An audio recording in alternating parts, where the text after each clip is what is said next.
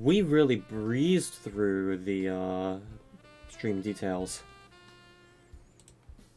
How's it going? It's going good. Feel a little bit full though. Like, I ate quite a bit of like McDonald's and whatnot earlier for like dinner and stuff. And now I'm in the midst of drinking a strawberry and banana smoothie. So I wouldn't be surprised if I get hiccups at some point on the stream.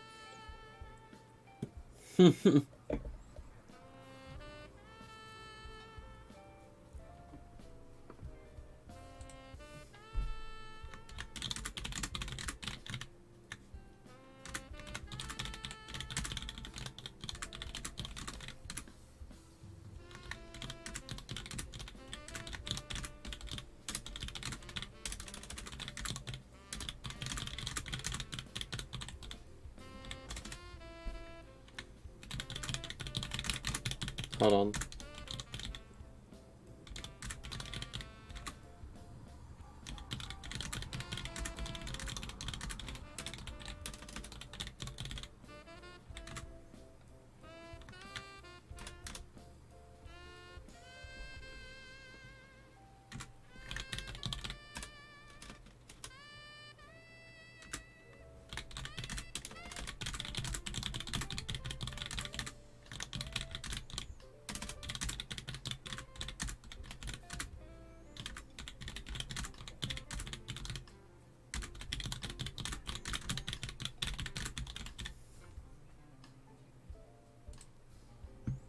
Alright, I was just responding to Ender about something regarding, like, turning a FNAF map to UEFN.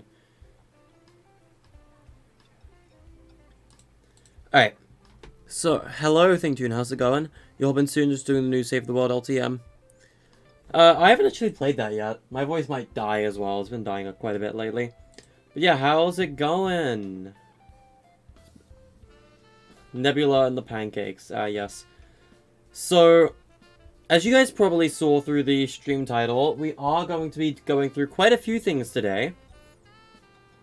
Primarily Edge of Space and the SCPSL tech demo. So, we are going to get into those in a bit. I do want to go over Hypnos first. But I might show you Edge of Space first, though. Because even though I want to go over Hypnos first, I know for a fact my PC is not going to be able to handle UEFN, Fortnite, and Streamlabs all at the same time. It can barely handle UEFN and Fortnite at the same time. So Streamlabs on top of that, my PC is going to get a blue screen of death for sure. I don't want to have to deal with that. Stream would go down anyway. It would be a miserable experience. So what I've done is I've got my laptop out so that I can host UEFN on my laptop. Just so I can handle everything with the editor over there. And I'll be able to host the session from my laptop and just join the session through my PC. That way I'll be able to show you guys what we've done with Hypnos so far. But I'm also a little worried about Hypnos because there have been a lot of issues with it lately, ever since the Star Wars update. So, whether it works or not, I can't really say. We'll just have to see. But for the SCPSL tech demo, to give you a little update on that, this is not the core Secret Lab map. I've yet to port that to UEFN. So, to give you guys an update with Secret Lab and what we're doing with that, is we are waiting to learn more about Verse. Nebula and I have figured out a lot of things can be done with Verse. We'll be able to change character models completely into models like SCP-173. SCPs could literally just be custom player models. We can make that work really well. And I'm excited to do that. But we need Verse to do that. And we'll do that with Verse. Verse is going to be a huge part of Secret Lab. And we need to learn a lot of Verse and a lot of that kind of stuff before we work on Secret Lab in UEFN. So, what the SCP-SLFN tech demo is is, well, first of all, it's a gun game, but it's mostly what Nebula's been working on for quite a while now, and it is just heavy containment zone, but it is mostly testing for facility design and facility layout generation. So, if you guys want to see what we've done with the Secret Lab facility, we will be doing that later today. Again, I just want to say Nebula did everything with the SCPSL tech demo. I've mostly been, like, making up theories and coming up with weapon choices and special mechanics and stuff for Secret Lab. But all this tech demo stuff, it's all been Nebula, so he's handled all that. That is not my doing. But while I wait for UEFN and Fortnite to update on my laptop, allow me to show you Edge of Space. So, Edge of Space has gotten a huge update, and it's now a UEFN map, essentially making this my first ever UEFN map. So yeah, Hypnos is not going to be our first UEFN map, because that goes to Edge of Space. And it may not even be the second, because today Epic announced a summer callout that I am absolutely going to be working on. I already know exactly what I want to do, because I was going to make this map even before the callout was announced. So, depending on whether that or Hypnos releases first, who can say? But working on both together might be a little challenging. Oh my god, Fortnite just updated on, like, crack speed. It's now verifying? Jesus. Alright. So, Edge of Space, I just want to give a disclaimer. Even though I'm kind of do want to play Edge of Space with you guys today, it might be a little buggy at times.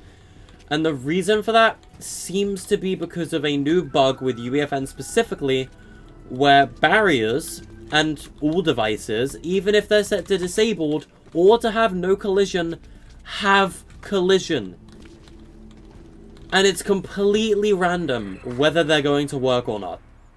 It seems to be very much session dependent. So, I don't know if beds are going to work with Edge of Space right now, because I cannot control if they work or not. The only thing I can do is open UEFN and publish a new build that just gives beds higher health for the time being and removes the, like, ranged protection. Which means you would be able to shoot beds from halfway across the map, which I really don't want. So it either works 50% of the time, or it's a broken map, essentially, with unfair gameplay. And I don't know what to do, because it's completely out of my control. I can't control any of that. Because we love bugs, am I right, chat?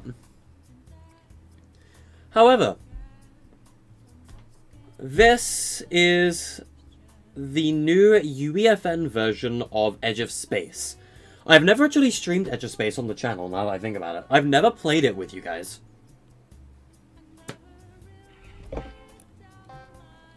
But this is a massive, I guess, thing for you guys then. So the main thing with Hypnos, or not Hypnos, sorry, Edge of Space, is you can choose your starting weapon. Whereas you always got a sword or a shotgun in Food Fight and Climate Clash, in Edge of Space you can choose. And it also tells you what team you're on at the start if you choose quickly to go over the rules, but I was explaining things, so it took a little while. So first of all, you may notice as well, is since these were all matchmaking portals before, but now that it's UEFN, these are custom textures. There is a lot of custom textures in this map. And these I/O monitors have a custom texture for what used to be a matchmaking portal. So these are a lot more reliable now. Because matchmaking portals were kind of unreliable at the time when this map officially released.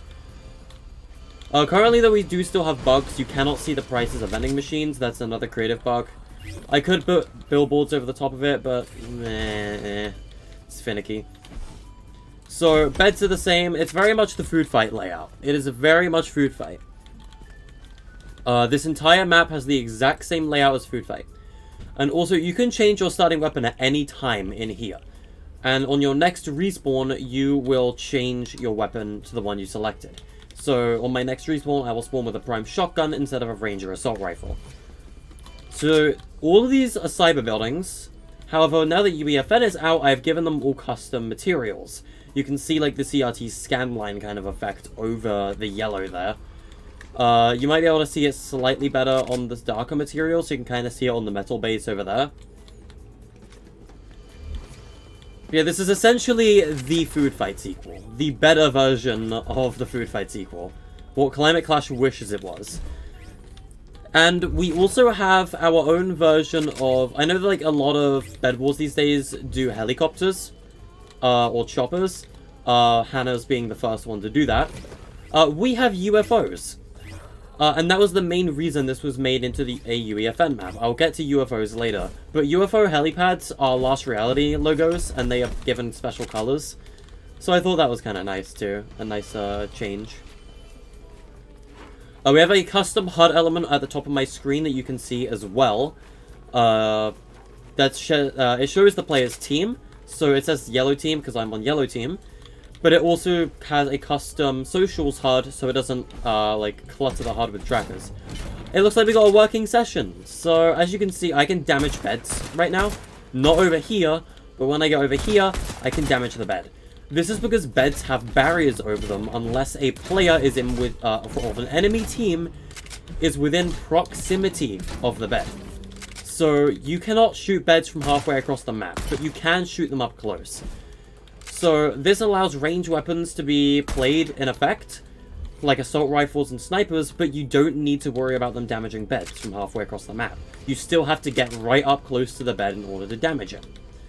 And that is my favorite mechanic in Edge of Space.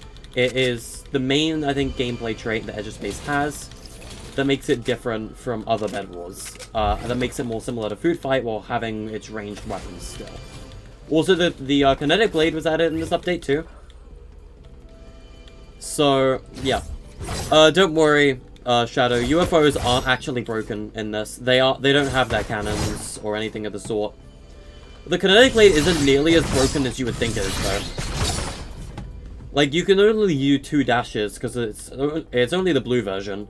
Also, these used to be matchmaking portals too. These are now props with custom textures as well, once again making them more reliable. Let's see here. I'm gonna need to get myself some gold, I think. So, as you can see, I've got 2 dashes in the kinetic blade. I can just go over the top to the metal island, just like that. The kinetic blade, by the way, costs 150 wood. It is not really that cheap, especially in the early game. In the late game, they're a lot more common, because everyone's going to have upgraded material generators at that point. But Uber Islands also came back in this version. You can see them over there. But yeah, this uses the exact same layout as Food Fight does. This is not the Climate Clash unbalanced layout. This is the Food Fight very balanced layout. Alright, so if we buy multi-stock, this is going to be our generator upgrade. And it is going to just double the materials you can produce. There are more upgrades in this than there were prior in Food Fight and Climate Clash. So all of the different upgrades you can get, we have the power and speed amplifiers. Speed amplifier is new to Edge of Space. And both of these have infinite duration. I'm not going to grab either of them yet because I'd rather get other stuff. The base alarm also makes a comeback, and so does the heal pool. If we get the heal pool, as you can see, it's got a more, very notable texture this time, because we're using custom particles now, instead of the VFX spawner. We got the gold gen upgrade, but we've also got armored walls, which are an upgrade, and we've also got the UFO, but we need gold to get both of those. So let's get a base alarm, not that it's going to do anything, because we're playing alone. And we got a lot of materials, so let's go over to Green's bed real quick and just break that. Or jump off the map like an idiot. You gotta be really careful with the kinetic blade, because you can be an absolute menace with it. As you can see, I've also spawned with the prime shotgun now. I'm gonna change it to a Cobra DMR, so next time we respawn we'll have a Cobra. You're an absolute menace in Edge of Space now. The kinetic blade, it could be your favorite and best friend, or you can throw yourself off the edge of the map like an idiot, like I just did. You got PTSD from FNC Construct when you heard UFOs. Understandable, honestly. Completely understandable. Yeah, the fact that you could just do a double dash like that is really useful.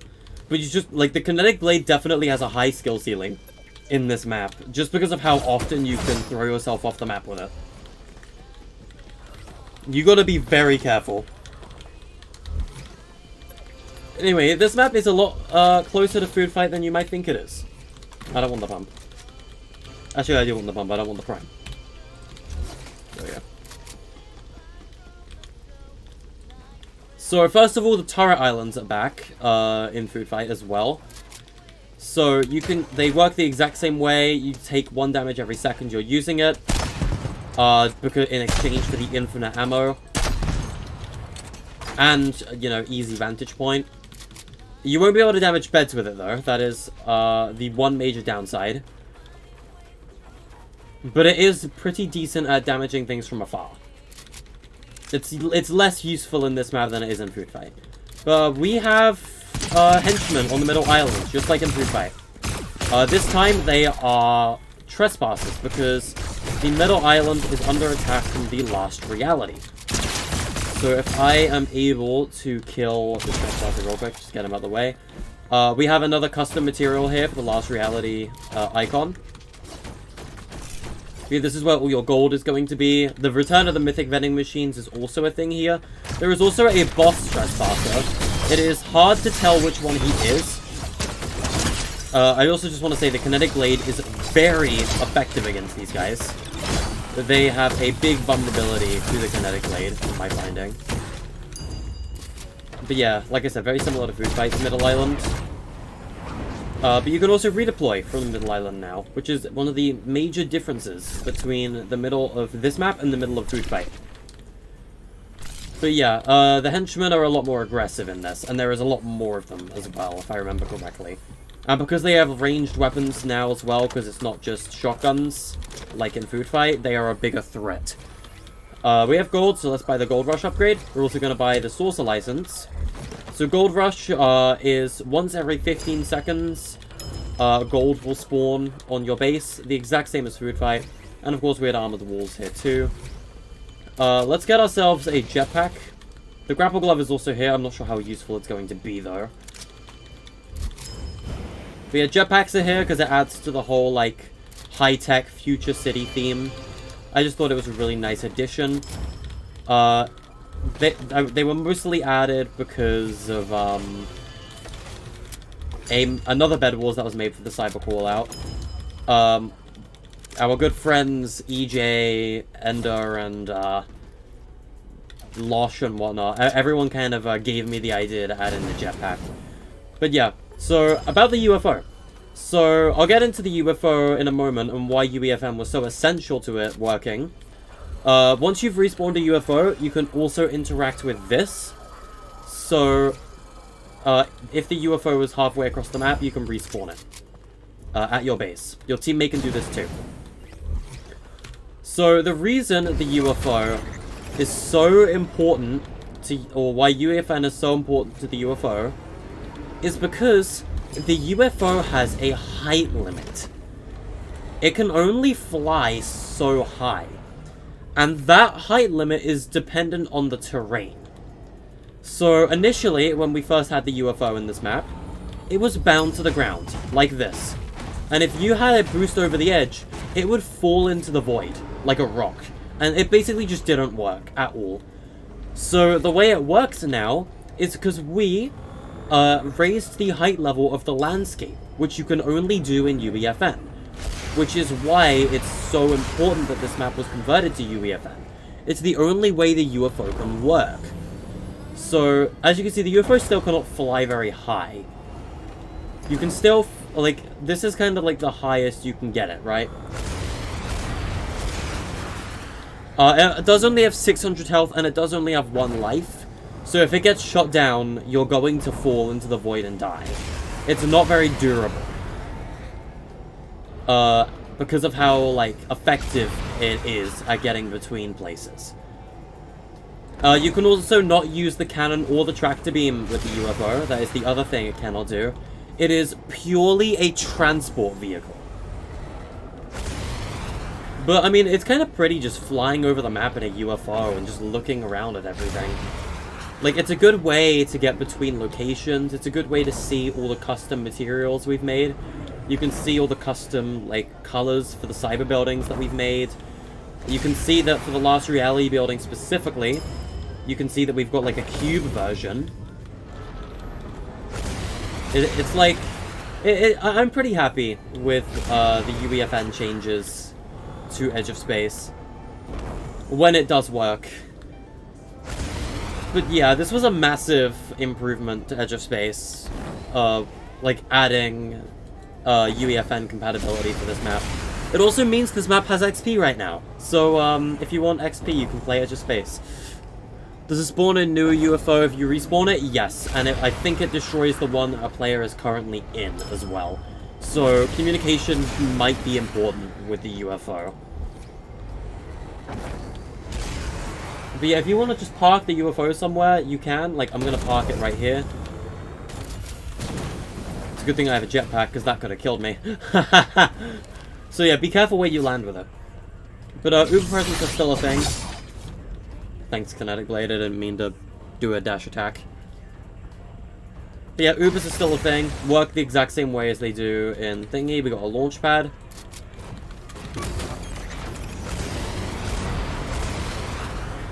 But yeah. This is the good old UEFN update for a map that you guys have never played. Because I've never streamed it. So we'll probably be playing this later today on stream as well, with you guys. Once I'm done showcasing Hypnos, which hopefully we can do in a minute. But yeah. So once again, let me just put the launch pad down so I don't lose it. And then we're just gonna dash straight into the kill plane.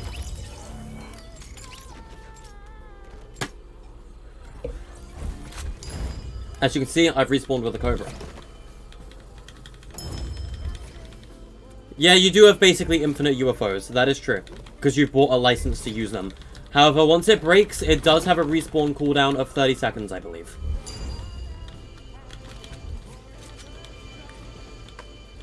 The vehicle works the exact same way as it does in things like Chopper Base Wars and all of those maps.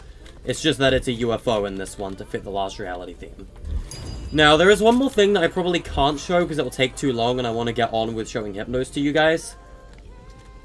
There is one important aspect of this map that you guys need to know. And that is, once again, to do with the starting weapon. It's basically trend at this point that every Bed Wars I have ever made has something in common with each other. And that thing in common is the last resort weapon of sorts. Hold on, my laptop's just like closed itself. Let me just log that back in. There we go. So every single Bed Wars I've ever made... Actually, we have 5 minutes. Maybe we can show it off. Every Bed Wars I've ever made has got one thing in common with each other. And that is the comeback mechanic of sorts. That when your bed is broken, you're given a legendary version of the basic weapon. So, in Food Fight, once your bed breaks, you're given a legendary lever-action shotgun. Inside Climate Clash, you're given the prestiged Ina Blade, which is the purple sword. And in Edge of Space, you have that mechanic as well, except it goes a lot more in depth.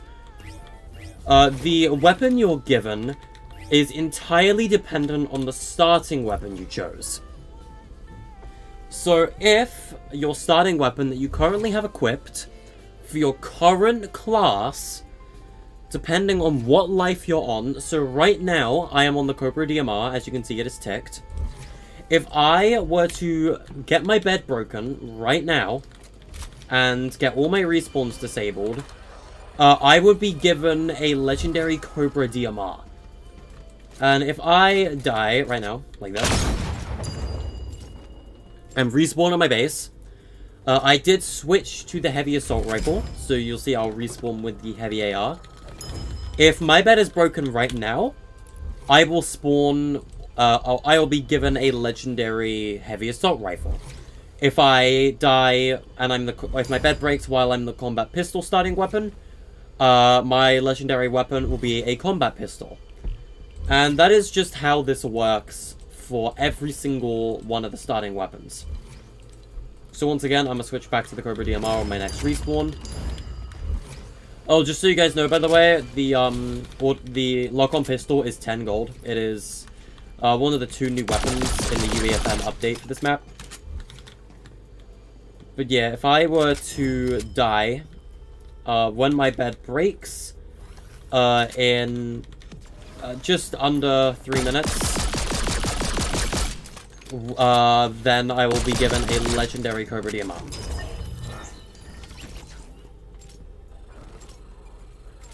So if I respawn, yep, I got my Cobra because I changed my starting weapon. The starting weapon thing is a very in-depth concept that I believe the Edge of Space is the only Bed Wars that has ever done this so far. And the way you would want to do this, there is a tactical way you can use the starting weapon system. So let's say you are over at a different bed. For example, say I'm attacking blue, but then Cyan comes along and is attacking us. And my teammate is like, hey, I need you back here. My starting weapon at the time might be a heavy assault rifle, because I want to shoot blue team from afar, so that I can pressure them up. However, we're then under attack. So I open my starting weapon, I switch to the prime shotgun, and I jump off the map. What that would be able to do is I would respawn at my base while we're under attack. I would have lost all my loot, but I would be back here to defend the bed with the right weapon for the right scenario. So that is a tactical use for the starting weapon system. And I would recommend always thinking about what weapon you're going to respawn with at any given scenario. Because if you know you're going to need to be back at your base and you need to take a death in order to do that, think about what weapon you're going to be respawning with and how effective it's going to be for that scenario. I don't know where my UFO is, so I'm just going to respawn the UFO. I don't know where it went. There we go, it's back now.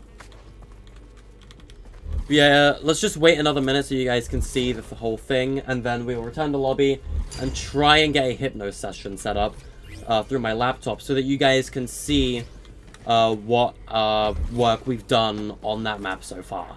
I think you guys are going to really, really enjoy it if I can get it to work properly. That's if I can get a session to launch. But yeah. We will be playing maps with you guys today, though. We're going to be playing SCPSL FN's tech demo map that Nebula worked on. We'll hopefully be playing Edge of Space with you guys. We won't be playing Hypnos, because Hypnos isn't ready. But we will be playing these two today. Just for a little while. But yeah. I'm pretty excited to play my first ever UEFN map with you guys. But as you can see, all beds are now broken, and I now have a legendary Cobra because I was the Cobra starting class. Edge of Space, I think, is definitely the best Bed Wars I've made so far, and I think that will be very much visible later on when we play it with you guys. I'm excited to play this. I've never actually played it with you guys, and I really want to.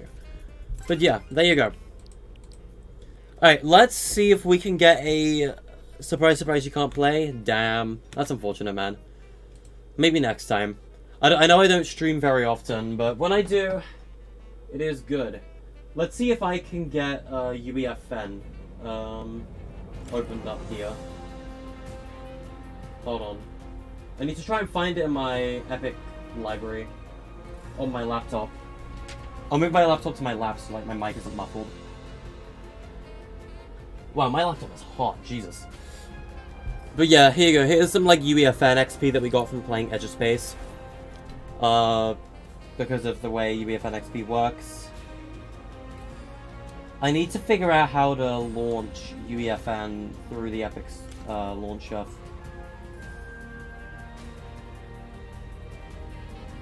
on my laptop, because I can launch it through my PC just fine, but on my laptop, it's a little different, and I'm trying to figure out how I can do that.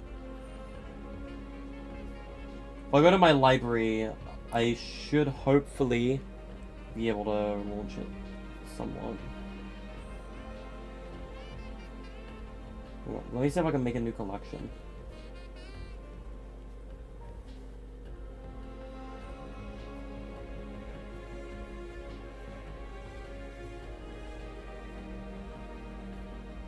Bro, what is going on?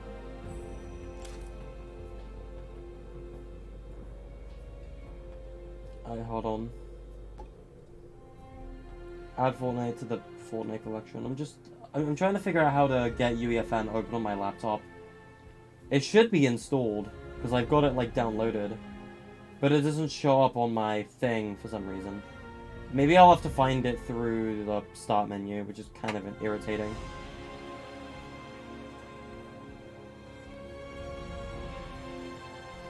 Bruh. Why can I not find UEFN? That's kind of stupid. It's really hot in this room, by the way.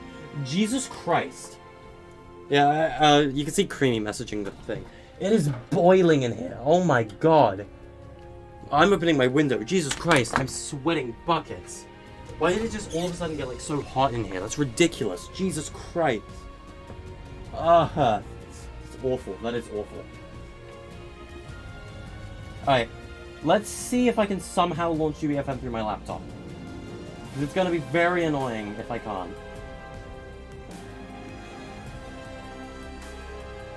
Because I have the add-on downloaded, but, like, it isn't, like, on my menu for some reason, and I don't know why.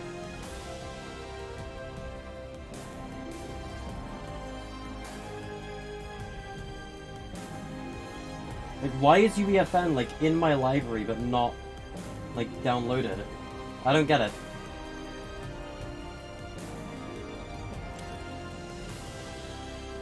What? I don't understand what I'm meant to do here. Why is the Epic launcher on my laptop so dumb? If I can figure out how to get this launching, chat, I'll get it working. Yeah, I know. I do stream late. I'm sorry.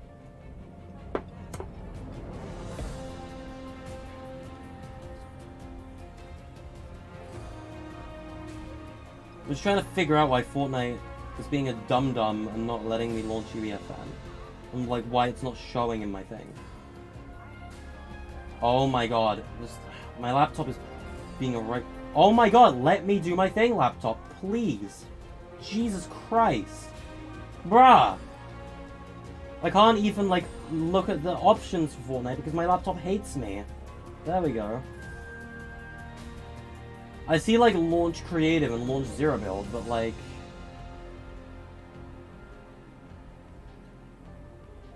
This is kind of annoying me, I'm not gonna lie to you. Do I just, like, launch Fortnite through my laptop? That just launches Fortnite, that doesn't launch UEFN. I don't understand. You know, it's not letting, like, my laptop's not letting me launch UEFN. And I don't, like, the Epic launcher isn't showing UEFN for me. I've got it downloaded to my PC, apparently. Well, not my PC, my laptop. Because the thing is, I could very easily show UEFN on my stream. But I want to be able to show you guys in-game. But my PC can't handle Fortnite, UEFN, and Streamlabs all at the same time. Like, it just wouldn't work. So I'm trying to have Fortnite and UEFN, like, play separately, right? But, like, for whatever reason, my laptop on the Epic launcher isn't showing UEFN properly. And it's really, really annoying. No, I can't... No, this is an issue that happened with my laptop before. It's really frustrating. And I don't really understand. Bro, I have Fortnite open on both my laptop and my PC at the same time. How is this even possible? I can't be doing two things at once. No, nah. Okay, I need to Alt F4. Because this isn't... It's installed, but it isn't showing up in the Epic Launcher for me. Like, I can't... It doesn't show up in my apps thing. It says I have one add-on for Fortnite. Yeah, look, login failed. See, that's what happened when I just tried to launch Fortnite on my laptop. Like, this is really, really annoying. I don't understand why my laptop is not letting me see UEFN, despite me having it installed on the system. It's really weird. Like, if I go to the options, I have things like Launch Creative, Launch Zero Build, but, like, there's nothing for Launch UEFN here. I don't understand. Is it meant to be in the Unreal Engine versions or some crap? Because I don't know. My laptop's just weird. I don't want to unless I have to install Unreal Engine on my laptop in order to get UEFN to work. Which I wouldn't be surprised. I'm gonna try that, just in case. That could be the reason for it. Maybe Unreal needs to be installed first. But it's a pain. It's a pain in the backside, man. Because I don't know how long that's gonna take to download.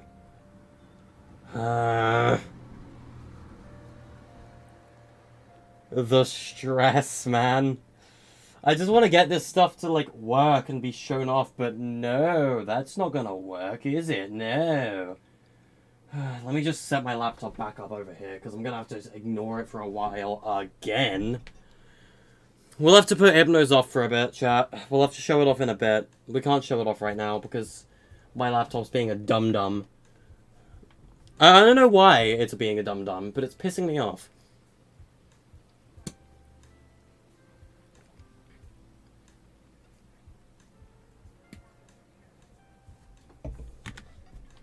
So it's 10 PM, people can probably hear me yelling through my window.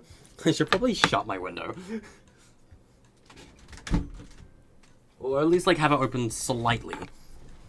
What do we do in the meantime? SCPSL FN tech demo. That's what we do in the meantime. Nebula, get your butt over here.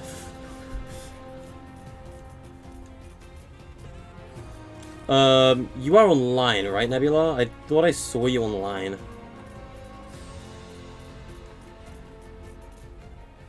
Yes, you are. The scientist. Yeah, we're not doing Inaba late game today, Creamy. No. We could also play Edge of Space in the meantime with you guys. It's really up to preference. What would you guys rather do? Would you guys rather play Edge of Space now? Or, I mean, it also depends on what Nebula's doing, right? Because, we're gonna need Nebula if we want to play the SCPSL FN tech demo. So if we so it really depends on if you're ready to play it, Nebula. If you're not ready to play it, we'll play some Edge of Space, but if you are ready, then we'll play the SCPSL FN tech demo. Tech demo it is. Alright. Alright. Nebula, in that case, maybe make your party public. I shall start inviting you guys, and we'll try and do a public lobby if we can. No, I'm party leader, alright. Just send me the code for it then, Nebula, and I'll set the party to public. Alright. Party is now public, so if you have me added, you guys should be able to join in. We'll play a round of the SCPSL FN tech demo while my laptop sorts itself out. And once my laptop's sorted out, we will look at Hypnos to show you guys progress. But if you guys are on my friends list or you do want to play, you can. It is completely up to you guys. Nebula should have sent me the code in DMs, I'd imagine. Yep. I do not have the map code, Nebula, so I'll make you the party leader.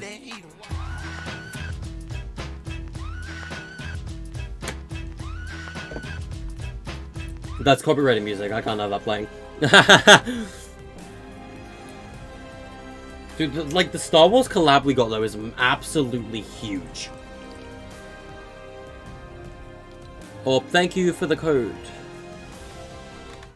Yep, that is the map code, chat. Nebula just put it in the thing. I don't know if you have me added. If not, just add tag FNC on Epic. I need to make that the pinned comment. Let me just like get the stream up on my PC so I can pin that.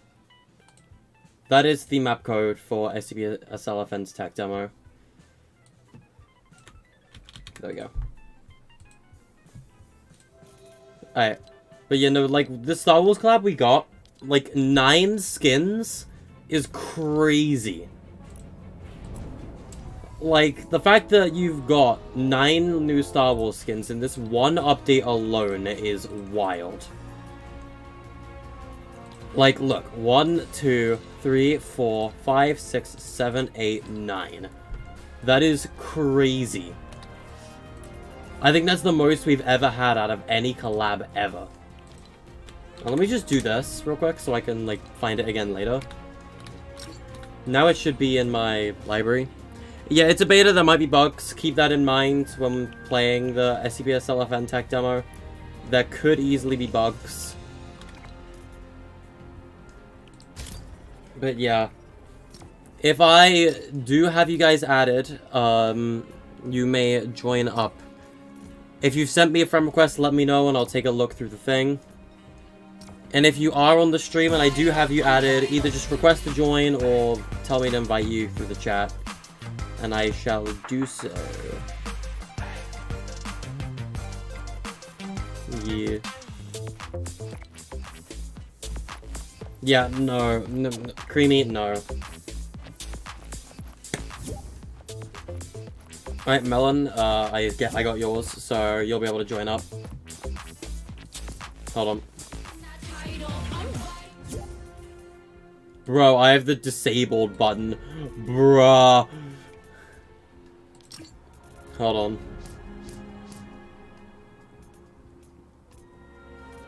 on. Let me see if I can find you quick.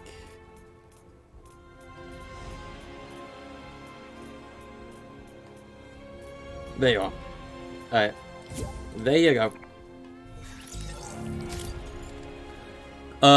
Join in progress is enabled, right, Nebula?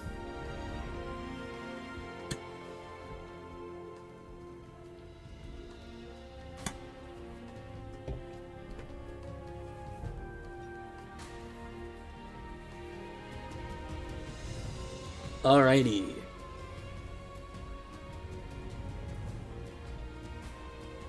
So this is also a test for mechanics as well. This version of the map has the updated Tesla gates. And these are the Tesla gates. Oh, leave? Oh, okay. I mean, I would if I can get off the loading screen, but...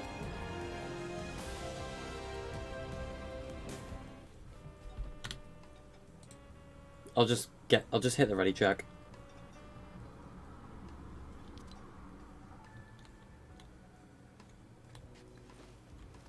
Yeah, I hit the ready check. Am I gonna have to come back to lobby anyway? I might have to come back to lobby anyway. Oh, I'm going back to lobby. Oh, my eyes. I don't know. My eyes just hate me. Alright.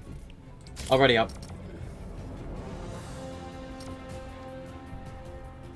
But yeah, everybody just ready up if you're in the party, and we shall play around. I believe this gun game is duos. I don't know if it's gonna prioritize duo fill or not. Hopefully it does. If it doesn't, though, then it will just be solos for the time being.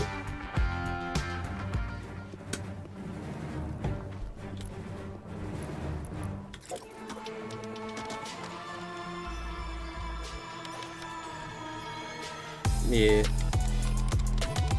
But anyway, how has everybody in the chat's day been today? Has everybody had a good chill day?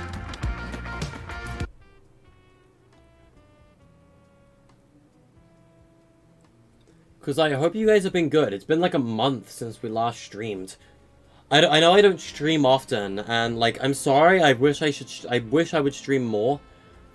It's that sometimes I get, like, so carried away, or I'm always, like, in a VC with friends, and I just kind of don't want to just, like, leave them or make them uncomfortable while streaming while I'm there. Solos unless there's more than 10 players, gotcha. But yeah, like, I wish I streamed more, but, like, sometimes there's just a lot of circumstances that don't work out.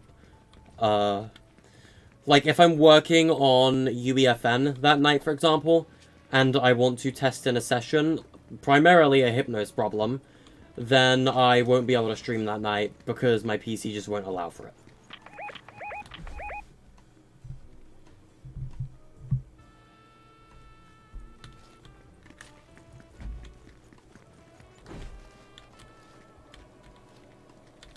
Yeah, you guys may want to read all the information.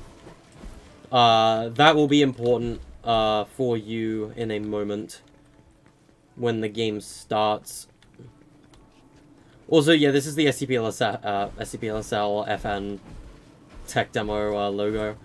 And hopefully just the logo period with the, it's just the SCP thing with FN in the middle of it.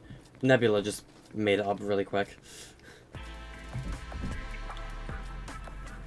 But yeah, this is just a gun game, but it does go into some of the facility generation mechanics. I'm not going to be working on Hypnos today, no. My mouse is being a pain in the backside. But yeah, you got the little, like, info panel.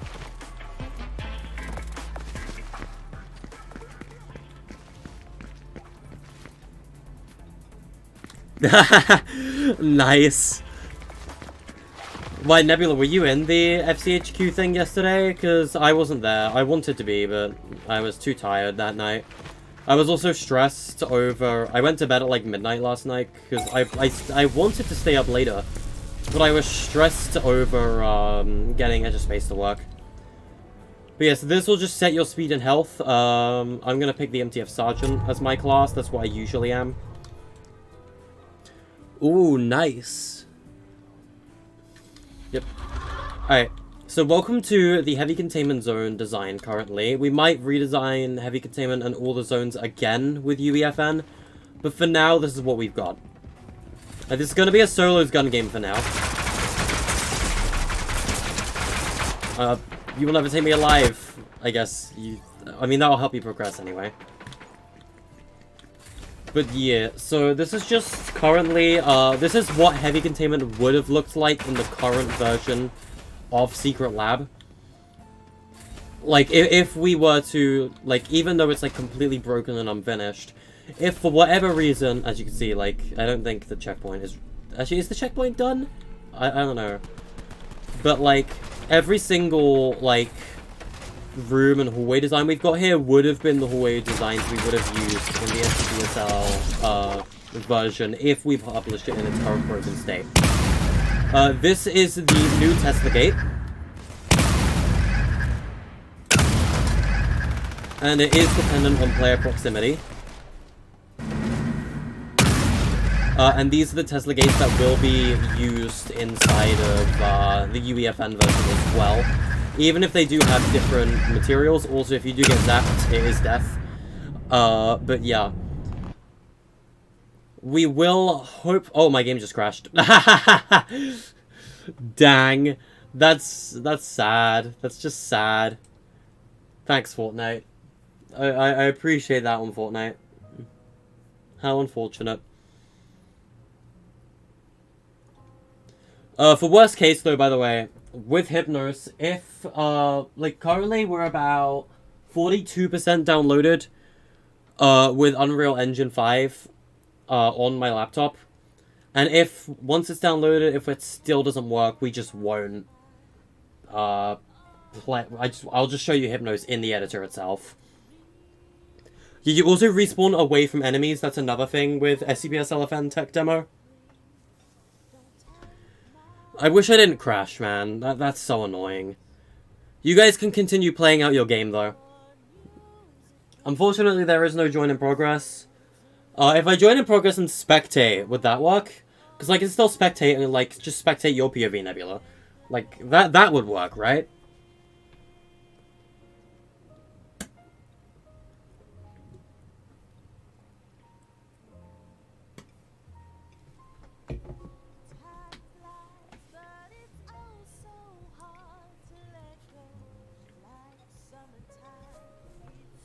But yeah, you guys are gonna love what we've done with Hypnos, though. I'll show you when I can, but you guys are gonna absolutely love it. How did I crash? Oh, Melon crashed too, apparently. I don't know. I'm wondering if it's to do with level loaders and level designers, or whatever they are. Level loaders and level instances. Because they're not in UEFN for a reason, right? I'm wondering if levels crash people's games. And that's interesting if that's the case. Hypnos hype? Well, I can't show you Hypnos yet. Oh my god, the installing just went up to 90%. Jesus. That was quick. My laptop just seems to be really slow, and then it just goes Mach speed. Yeah, there's been a lot of, dreadful stuff, to say the least, with UEFN. Everything is just speed maps or driving maps right now. And, it's decently controversial.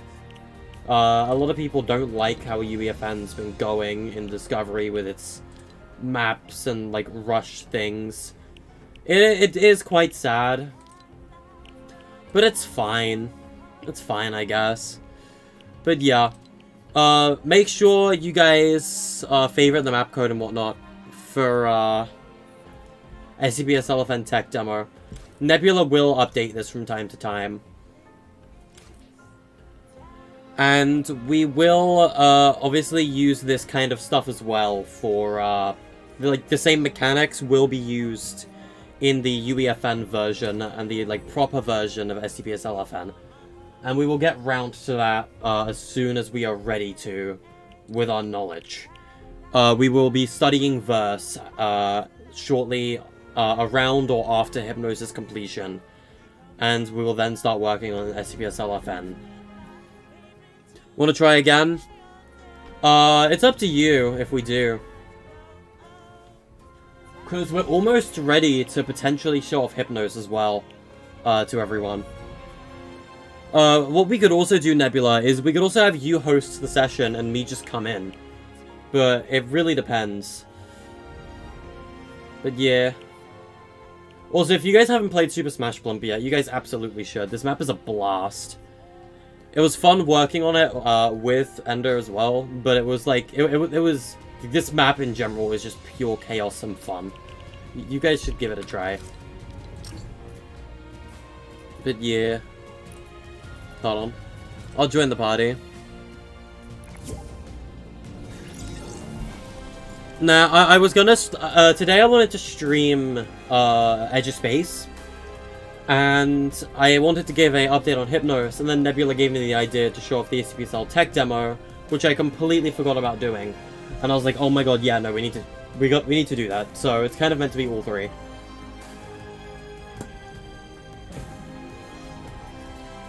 Because I did promise I was gonna do that too.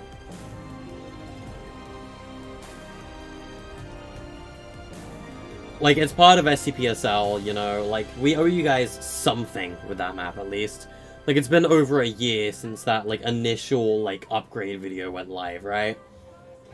And since then, I've gotten, like, 10s, 20s, or whatever of comments saying, like, oh yeah, you haven't given us the map code. Where's the map code? Update isn't out, or anything like that, right? We've gotten so many comments about all of that. And to say the least, it's like it has been a very long time. It's been way longer than we initially thought. So like, yeah, we owe you at least something with this, right? We owe you at least something with SCP. And this is what you guys get for now. You get a version of the heavy containment zone that was going to be in the 1.0 major update before UEFN. This is exactly what it would have looked like. Besides maybe the checkpoints, this is what heavy would have looked like. And you get to deal with some of the updated mechanics we're going to be using, like the updated Tesla gates. I'll return to lobby. But yeah, you guys can have that. And if you want Nebula, I can make a YouTube community post about that. Just so you guys can play that map in your spare time if you would like to. So to join, it's up to you, Melon, if you join or not.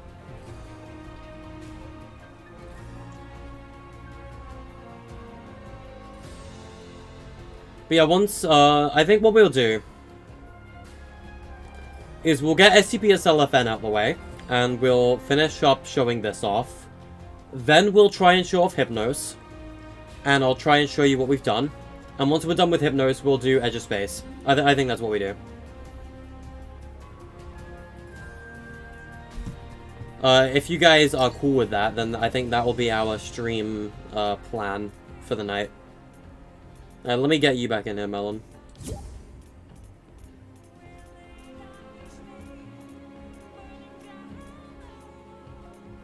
Yeah.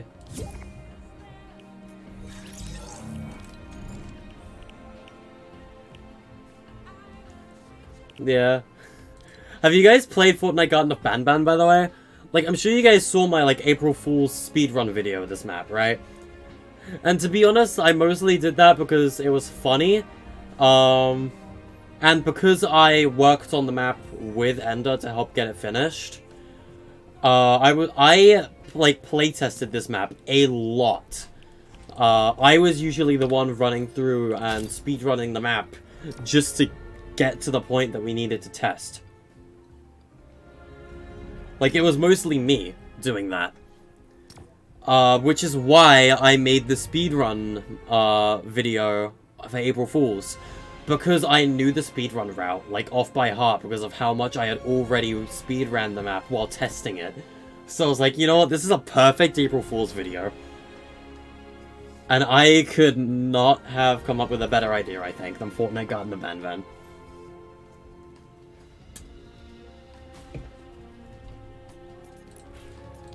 It was pretty funny. But yeah. Also, I know I haven't really streamed much this season, so I don't know if I've asked the question yet. What is everyone's favorite skin from this season's Battle Pass? Because I don't know if I've actually asked that question yet to you guys at all. Because there's been, like, there's a lot of good skins in the Battle Pass, and then, like, I'm gonna be honest. Eren Yeager may be the most disappointing secret skin we've ever had. There was nothing unique to him, and once he came into the map, that was it. Like, it was just the mythics, and that's it. How quickly did I get Darth Maul? Oh, I bought it so I didn't have to grind Battle Royale, because Battle Royale hates me. I literally just bought everything. I got Darth Maul instantly so that I wouldn't have to grind Battle Royale as much. I'll still get the Sith cores or whatever these are. The Sith holocrons. I'll still get those to get the glider, but like I didn't want to, like, you know, play Battle Royale for hours at a time.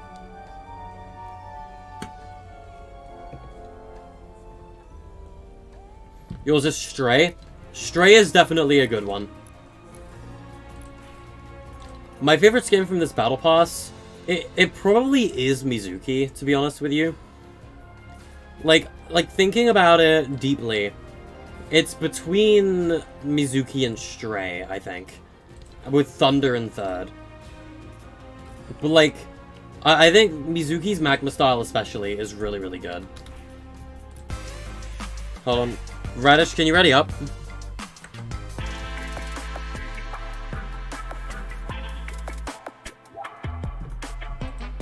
Like, we're just waiting on, Radish, I think. Radish, if you can ready up, that'd be great. Thank you.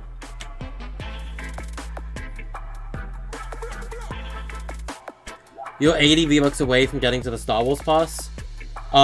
Save the world is your friend. Literally 2 dailies will get you that.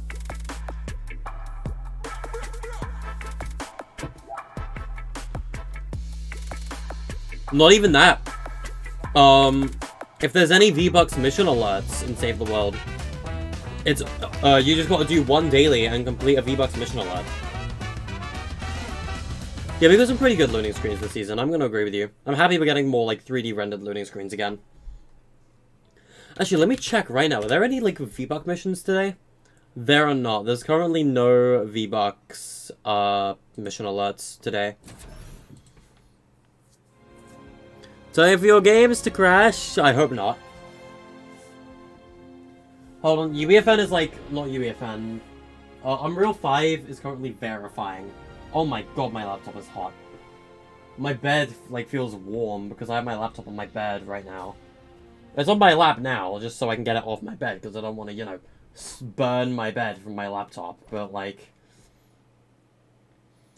My laptop does get quite hot, so... I'm dreading having UEFN open on this thing, to be honest. I'm wondering if it might be better, actually, if I can get my, like, laptop's cooling pad. Just to place it on, so that it's, like, on top of the cooling pad instead of on my bed. Because I'd rather not, like, burn my bed, you know?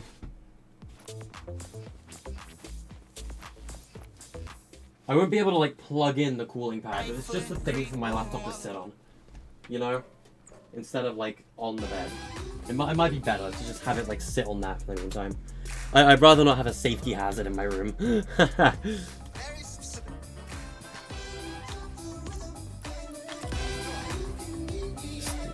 Goofy ass sticks.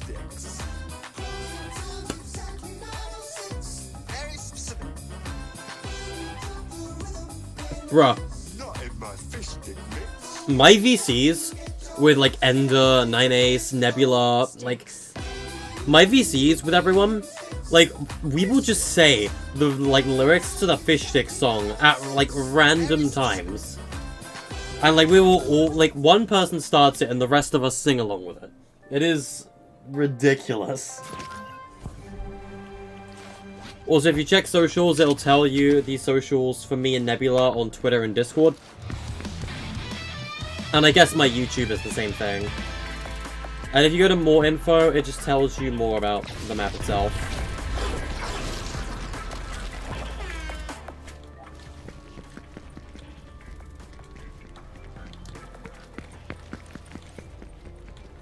Yeah.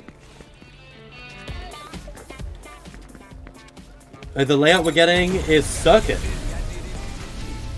Crash yourself? I hope I don't crash.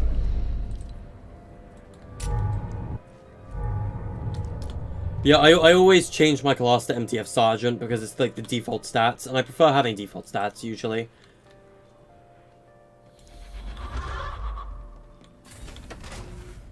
Alright, this is a 40 weapon gun game as well, and it is 10 different duos. Oh, someone got zapped by a Tesla gate. Wait, hold on, wait, Nebula. I didn't realize you could add emoticons to death messages. Is that the, like, the new device? That came out with the update? Because I've not actually experimented with that yet. I've not experimented with the new device yet. I haven't found the opportunity or, like, the use for it yet. Like, it could have been useful in Edge of Space, but Edge of Space is already decently high on memory, and I'd rather not, like, risk spiking that memory any further.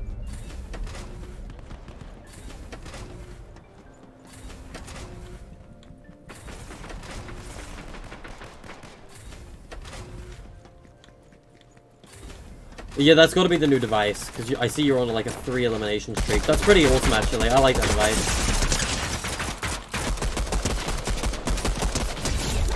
Alright, we're on the tac pistol. Oh, ow. Nice. I like that, actually. I like that. Like, custom death messages with that is really cool. We'll definitely be using that with, standard Secret Lab, I think. But also with Secret Lab, we might just hide the elim feed. Because I'm pretty sure we can hide the elimination feed, with creative. But mostly because they added it because of a, Spy Within, if you remember. Oh, Nebula, you left your test sentry in here.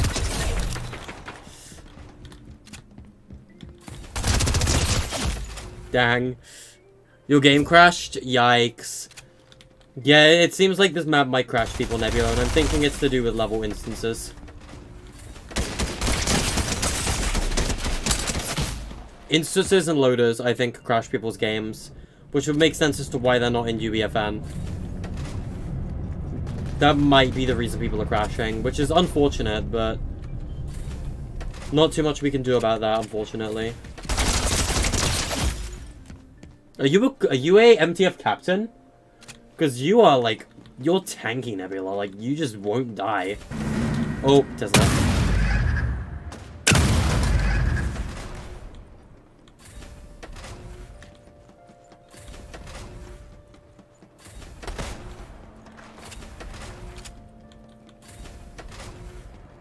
Oh, by the way, when it comes to Secret Lab Fortnite, we are going to be adding... Yeah, don't use the sentry. Oh yeah, I think my game just crashed. Yep. Alright. This map does unfortunately crash Fortnite. That's sad. But it's the way it is. We'll have to find a workaround for that.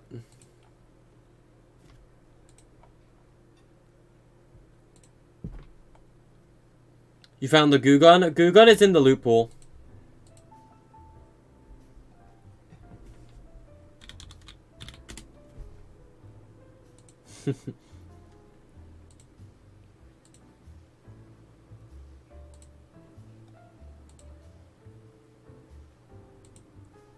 The Poggers gaming moment. It's unfortunate that the map crashes, but it is what it is. We'll have to find a thing for that, Nebula.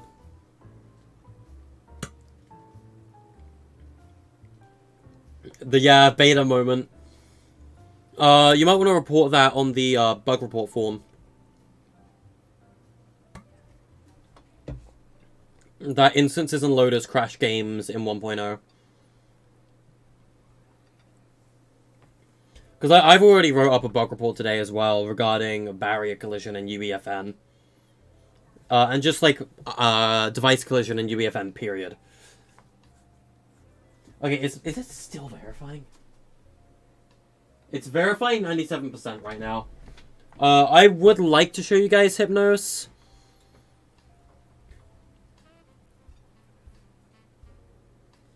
You're about to get those 80 V-Bucks? Go and get your V-Bucks, man.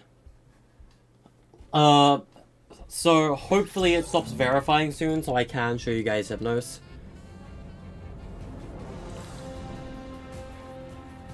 It's unfortunate. Otherwise.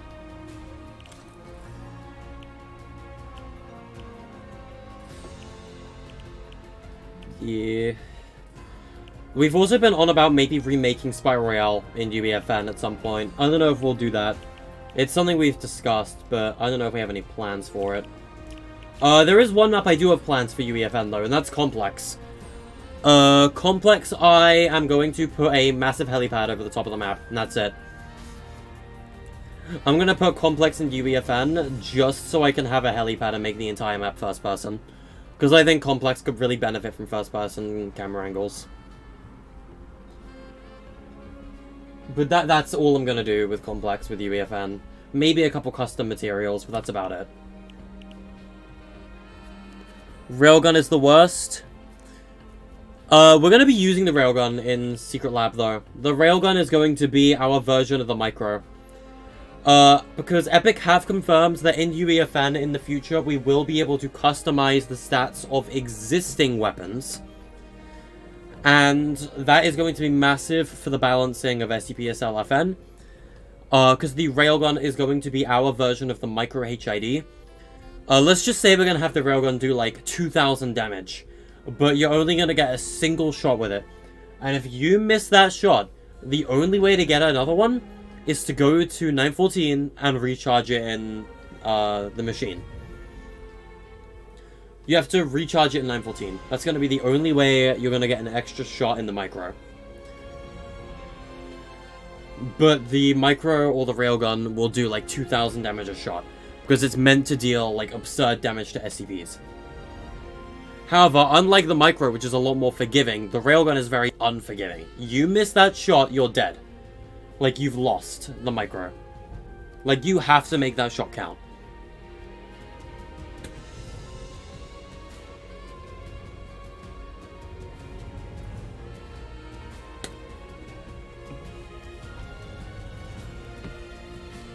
Railgun with the rapid-fire SMG fire rate? Oh my god. Now, we're not going to be changing the fire rate of weapons. We're going to be changing the... besides maybe the pulse rifle, we're going to be changing the damage and the, whatchamacallit, headshot damage of weapons. He found the sentry? No. Yeah, the sentry's there for bug testing. And just, like, testing the loophole. Yeah. Does that say 98? Yep.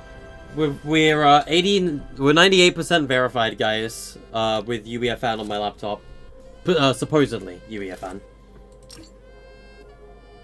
Time is ticking. Tick, tick, tick. But yeah. It will probably do Hypnos and then, Edge of Space. That's probably how it's gonna go. But yeah.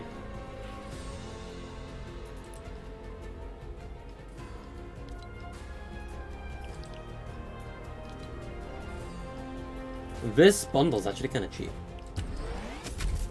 Like 3 cosmetics for cheaper than any single one combined? That's pretty good. Like, besides the pickaxe, which is 500, the other two are 800, and I can get that for 700? Yeah, that's a steal. How do I not have Funk Ops yet? How do I not have Funk Ops yet? Are you kidding me? Nah. Nah. This is a sin that I don't have Funk Ops yet. That's an absolute sin. I don't really care for Shimmer Specialist, but, like, Funk Ops? I don't have Funk Ops. That is a sin. I'll just buy random crap in the item shop. 99, come on. So close. Also, what do you guys think of the level up pack this season?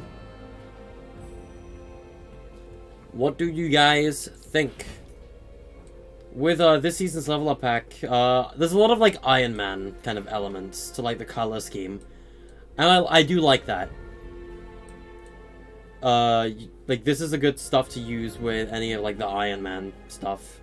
It's a good color scheme. You could even use it with the 7 if you wanted, but it's not really the right color scheme.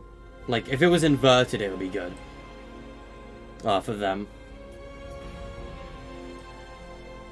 The skin itself is okay. The armored style is meh. I think the pickaxe is the best part of this pack, to be real with you. I would get it for the pickaxe. If you can't tell, I'm stalling for time. Because I've still not finished verifying my stuff on my laptop for whatever reason, though it says 100%. It's still not quite done. We could just play Edge of Space if you guys want. It's kind of concerning that it's taking this long on my laptop. I am sorry that Hypnos is taking this long to show off. Like, I didn't intend for this. Like, this is kind of ridiculous that it's taking, like, this long.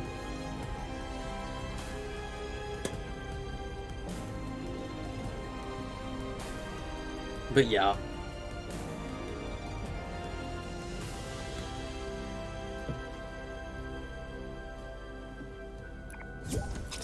Good GG. Yep, Nebula's gonna try and fix that.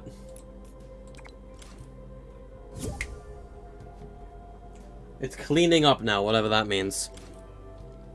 Will the kinetic blade be in Hypnos? It is not currently planned for the loot pool. I can show you the Hypnos loot pool, like, plans right now. Let me just, like, find it. Hold on. Like, I'll show you the plans for the Hypnos loot pool. Alright. Let me just go into the right screen share mode. You'll see my screen display. Currently the plans for the loophole with Hypnos. All of these blue weapons were meant to be guard weapons. But they are... we've currently had to remove, boats, wildlife, and henchmen. Hold on, we're almost done with, stuff loading properly. Let's go! It's okay. Umbra 5's installed on my laptop. Hold on. Let me see if I can get UEFN loaded up with this. We might finally be able to launch it.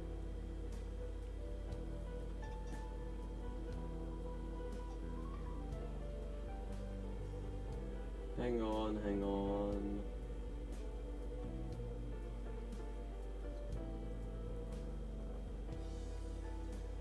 Hold on, let me manage my add-ons. It says I have, like, Umbrellas of Fortnite installed, but, like... it's not showing up in my library, and I don't know why. It's really annoying, though. That's what this is. It's really annoying. Like, I don't know why it doesn't show up in my library. I might just have to show you guys Hypnos through the editor, which is unfortunate. Unless Nebula hosts the session, but... this is really, really irritating.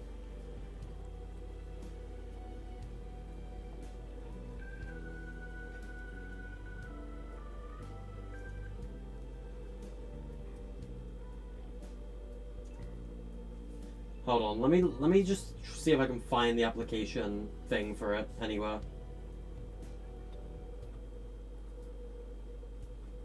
I'll see if it's in any, like, my program files. Give me a moment. Epic Games... launcher...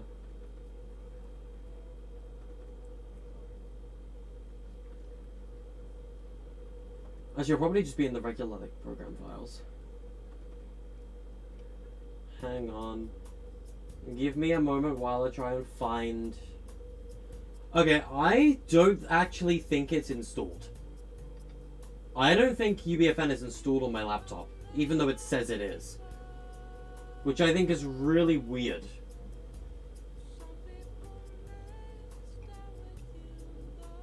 Kinda weird, I'm not gonna lie to you.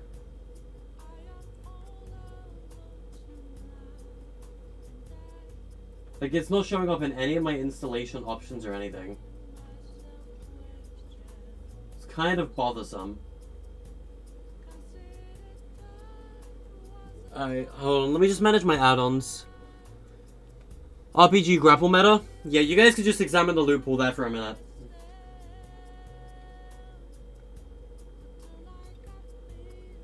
I'm gonna see if I can uninstall or reinstall UEFN. Because this is kind of stupid.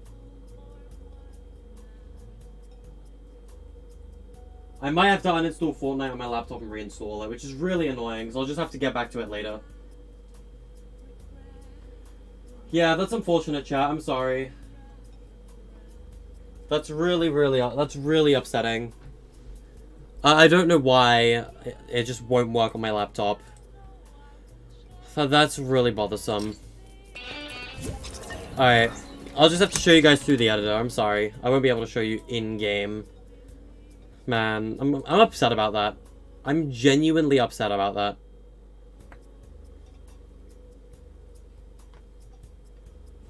That sucks. I don't know why it is the way it is like that. It's really annoying. But I'm gonna uninstall Fortnite on my laptop and reinstall it and then re-download UEFN from there. Because that is just kinda weird.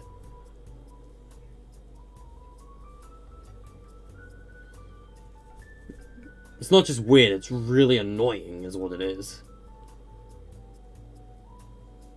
Almost as annoying as how goddamn hot it is in this room. Jesus Christ.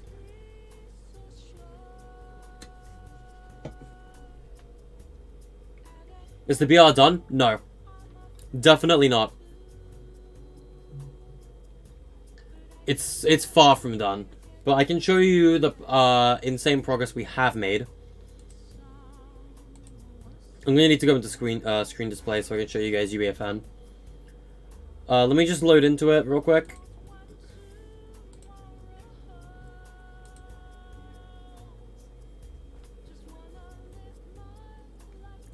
Well, yeah, I'm sorry that I can't show you in-game. Like, my laptop's just being a pain in the ass. It does suck. It really does, but...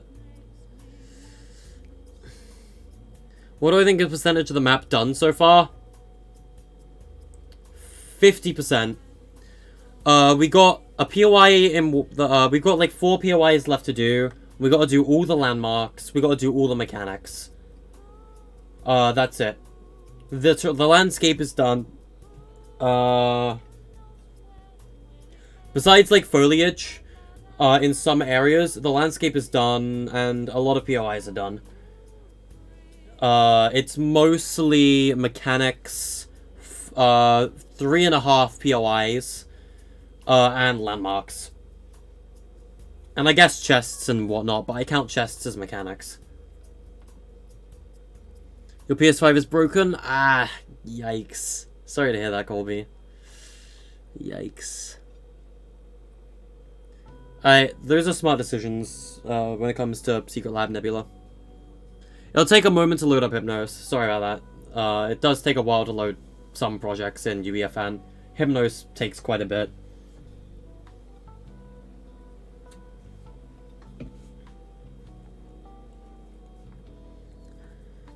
I'll go into full screen mode once Hypnos loads up, though. Like on UEFN, so you can see like a full screen viewport. But like I said, I won't be able to show you in-game because my PC can't handle Streamlabs, Fortnite, and UEFN all at the same time. It can only handle 2 at once. And if I wanted to show UEFN to you guys, or if I wanted to show Hypnos to you guys, I would need to host it through my laptop, like to show you guys in-game. But clearly my laptop's being a dum-dum about that, so... It's just preparing construction scripts and whatnot. Alright. Let's go into perspective, and I will show you guys Labia.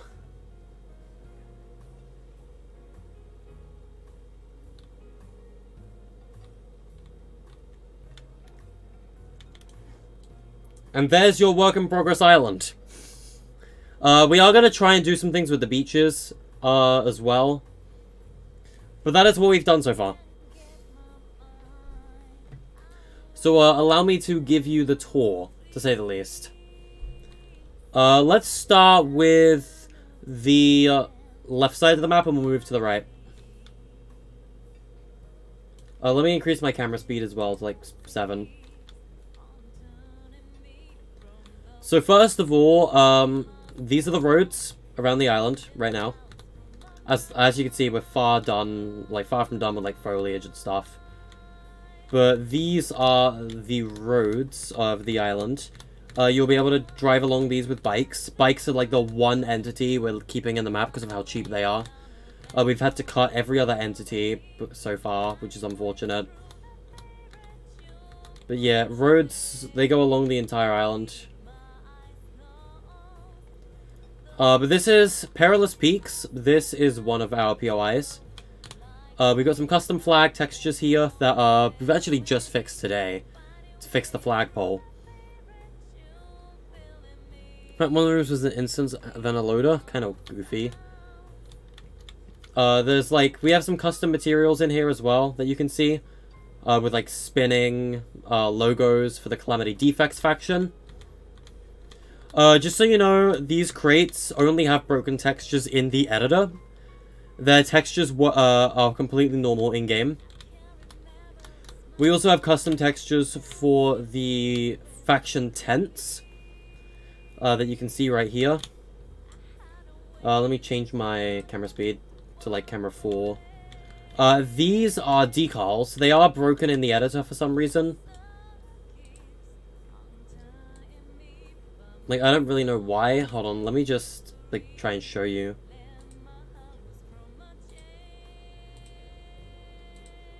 There you go. This is what, like, the decals should look like in this POI. There's also, like, one down here. Yeah, this is the only POI so far with a normal helicopter. More on that later. But, like, the main thing with this POI is, like, the interior of this building. This whole part down here is completely indestructible. You got more of the animated TV monitors for this faction. And you've also got the Thanatos virus samples. The enemy faction stole a few samples. These are the cures, and these are the injectors. And yeah, you can get some of them at this POI, even if they are not the ones who own, or are not the ones who are working on the virus. Alright, so the next POI is Mountain Mines, which is right here. It's very much inspired by Shifty Shafts, as you can tell. A couple fishing barrels and stuff. It's very much a Shifty Shafts location. However, inside the cave, we have this cavern area. Here's the NSL's version of the tents. And their version of the animated monitor as well. Their one is slower and has a, like, it has more frames to it, which is why it's, like, smoother and slower. Yeah, there is some NSL stuff there. This is the only zipline on the map so far. There are going to be more when I get around to it. But, this area is, like, connected through a zipline. The zipline does look a little goofy on its, spline. But, yeah, there's a zipline there. Oh, I forgot to change the material of you. Hold on. Let me just, fix his material real quick. There we go. Material's fixed on this asset. I kind of forgot that asset existed. Yeah, this is the cave POI. We also have the newest POI that we've been working on, or what I've been working on. This is Resident Ridge. This is when I said 3.5 POIs left. This is because half of Resident Ridge is done. Like, I haven't built these 4 buildings yet. This is going to be a flower shop. This is going to be a noms. This is going to be a gun store, and this is going to be the main POI mechanic. And this is a clock tower. These buildings have yet to be built. It even says gun store right there. And these are all These are all apartment buildings. As you can see, there's more, like, decals on the walls here that are meant to be rendering. This is the coffee shop, Big Shots. It's just a coffee shop, you know how it is. A small little coffee shop on the corner of the town. There's also a bike that spawns here. There's meant to be 3 bikes in this POI. Trees look small. The trees are slightly bigger than players. They are slightly bigger than players. Because a player is about the size of this door in comparison to the trees. Like, if you think about it, if a player is, like, the size of this door, right? This POI would support probably, like, 8 players landing here. Maybe 10. Like, it's kind of like a Salty Springs kind of size, but it's based off Coney Crossroads and Slappy Shores. Now allow me to show you the interior of these buildings. They all have custom artwork in them. These are all like 1x4 apartments, kind of like in Slappy. So here we have, I like to call this Labyrinth. This painting is what we like to call Lost Labyrinth. I'm sure there's nothing really wrong with this painting here. This is a completely normal painting. If we go to the upper floor, here we have a painting of Frontier Survival Games. A map that we also launched in 2023 that flopped so hard, despite it arguably being the prettiest map I've ever made.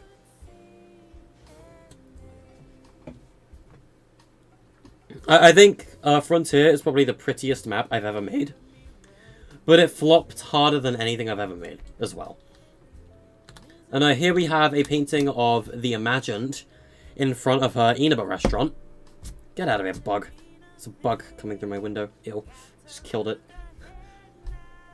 But yeah, there's a funny imagined painting. So here is a painting titled Da Flopper. You know how it is. And if we go up here, here is a painting of what the wolf doing. And then we also have a painting of medieval royal solos inside this house. This building has a little shop in the front with a painting of my Block 2.0 entry.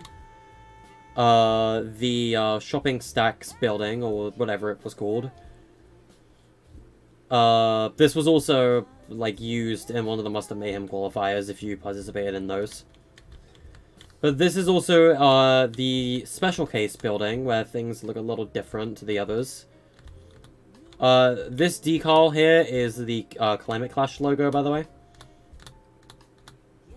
I don't believe there's any paintings besides the block painting in this house, though, because of its unique nature compared to the others.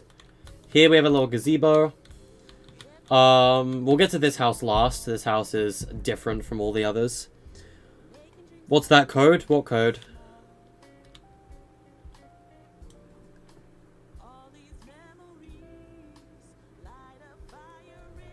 The map code for this doesn't exist yet.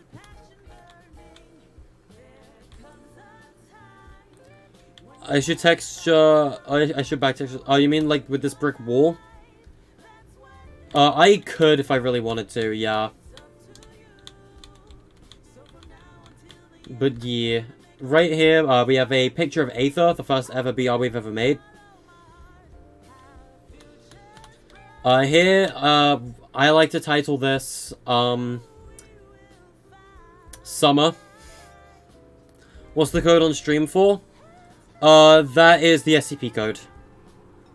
The code is the SCP code, for, SCPSL tech demo that Nebula made. But yeah, this is the best artwork you've ever seen. And, here is artwork of Infiltrated, the first ever map I've made. In the next apartment building, we have the Sky Jelly art piece that I made. You can see Gobble and Patch have a little cameo in that painting too. Up here we have a painting of the Hyperverse, because who remembers when that was a thing? And then we have my first ever hub, which was the Art Museum hub. And now, you're probably wondering why this one is important. So here we have a painting of Edge of Space. You know, before the UEFN changes we made to it. Here we have a painting of Mimosaurus. We love Mimosaurus. There's also Gobble here as well. And here is a painting of SCP. But what makes this house so important is what's in the room beyond. So I'm going to turn around and you may see that this room has a special monitor in it. This is my apartment. It also has the Imagined Order logo and that thing. The reason that's there is because I also have a corkboard, like exactly like that, above my desk right now. Filled with memories on it. However, there is one thing in this room that is very special. Hey Patch, how's it going, buddy? How's it going, little guy? Yeah, we have an official model for Patch in here.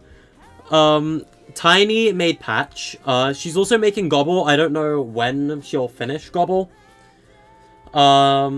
If she's even had the time to work on Gobble's model yet. But here's a little model of Patch. He is on the desk.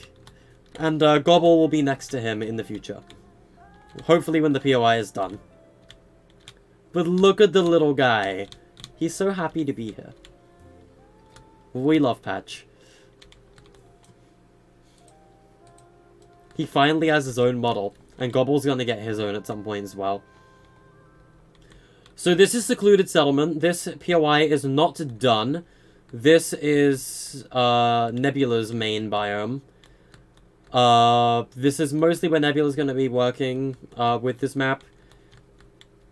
We have like a little facility thing down here that Nebula's been working on. I think this is Secluded Settlement, like, itself. I mean, this is basically just the Imposter's Room, though, at the moment. Because this biome is probably going to be the last biome to be actually finished. This is not the easiest biome to work. You're meant to be gone. There's not meant to be any henchmen or wildlife around the map right now. But yeah. Like, all wildlife and entities are meant to be gone right now. But yeah, that is the swamp biome. We're in the middle of still working on it. It's very, very unfinished, as you can tell. So over here is Lethal Lake. And also Imagines. This is where Imagines is located. We also have a new, like, Imagines menu image. We got, like, custom Imagines materials and textures.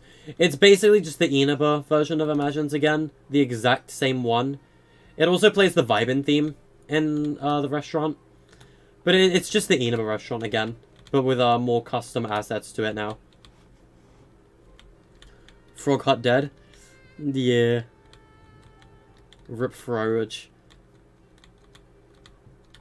But yeah, there's a couple docks around. And this POI has the exact same shape as Loot Lake from Chapter 1. But it's more smooth. But the main, like, thing of this is the shipwreck. You can build on this, by the way. This thing does support builds, even though it's off-grid. So you don't have to worry about that. But yeah, the ship has been completely destroyed. But the main reason you're going to want to land here is because of the cave. The cave in this POI has a X marks the spot mechanic right here. And inside the X marks the spot mechanic, there is a 100% chance that when you dig this up, you get a random legendary weapon from the current loot pool. So you're guaranteed to get a legendary weapon from going into the cave and digging up the X. That is why you would want to land here. How did I do this?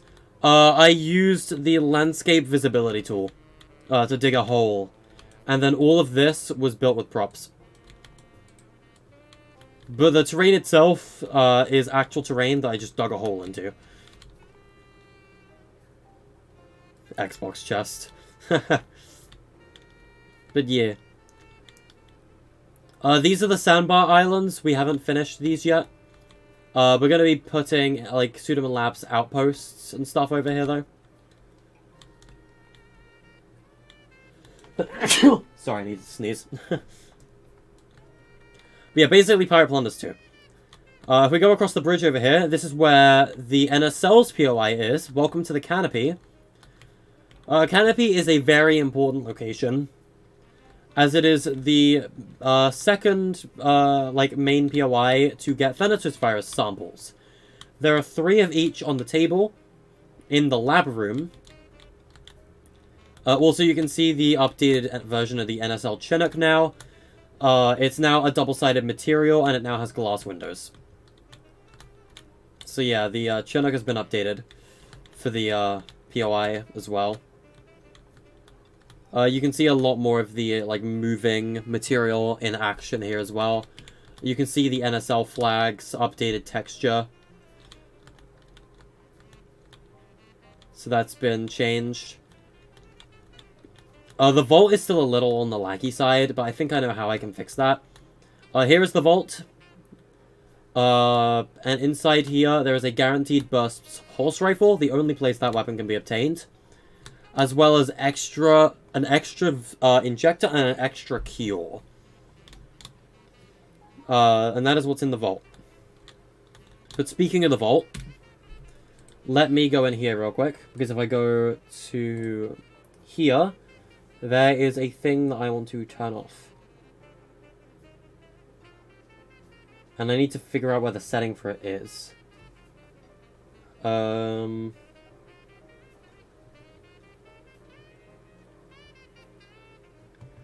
can't remember what it is. There's a setting in here.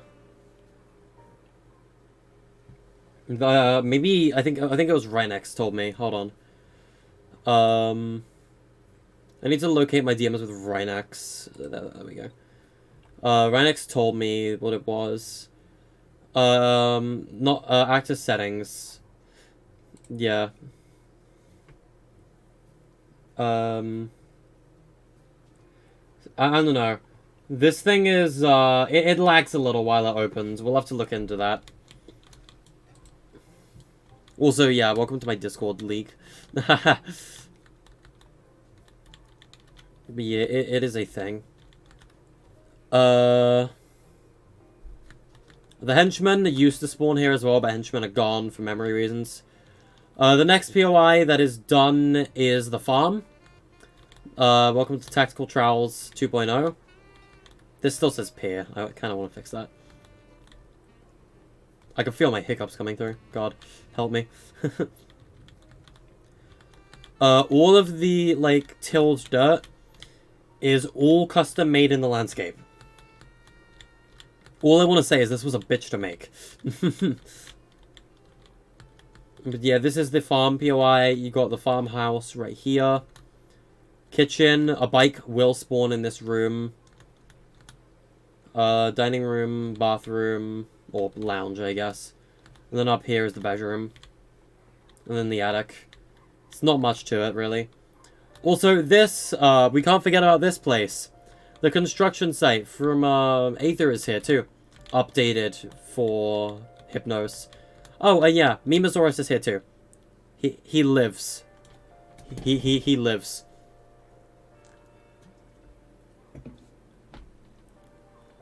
He does not die. We were going to have spring chickens spawn here initially. But because of memory, I've cut them for now. But yeah, this is where Primal Pines is going to be. This is a POI we need to work on. Over in the, like, Primal area.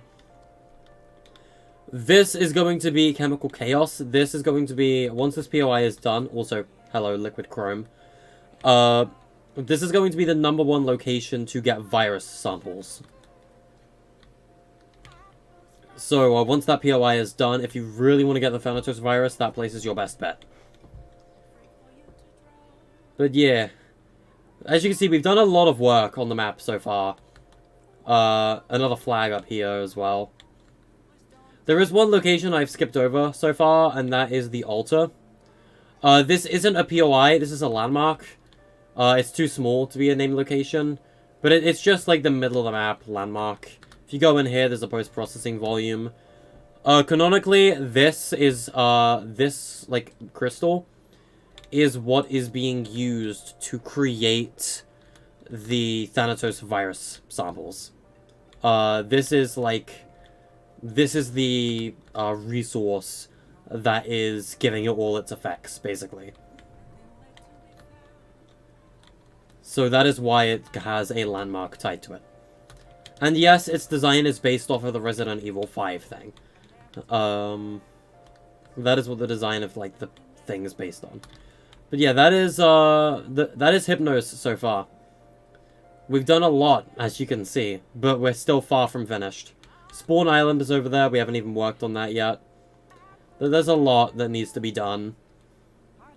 But we've done a lot of progress.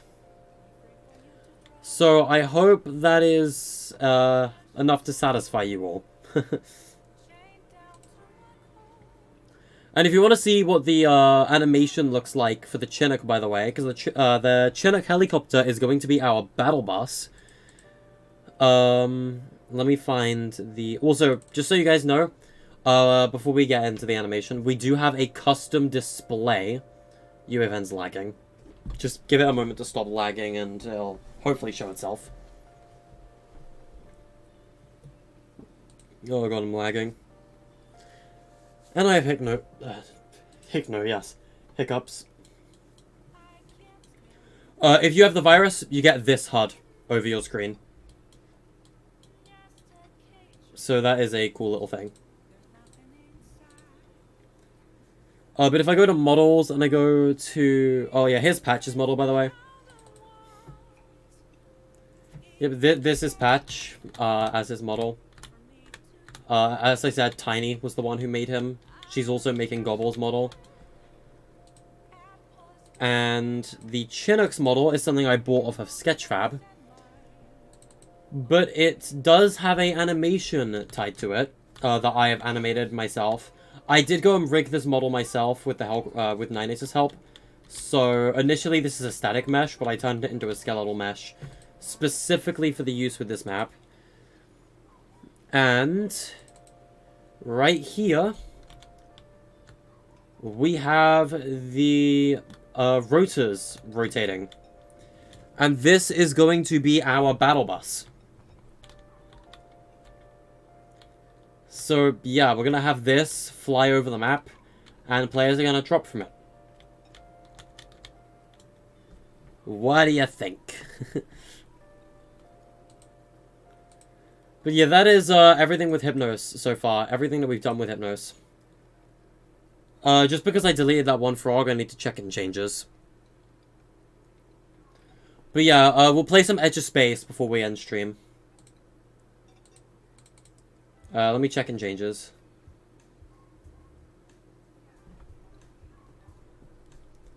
Just so that if Nebula logs onto Hypnos at any point, he'll have the, like, up-to-date version. Because Nebula has access to this project, too. It's not just me. This is a shared project that only me and Nebula can open right now.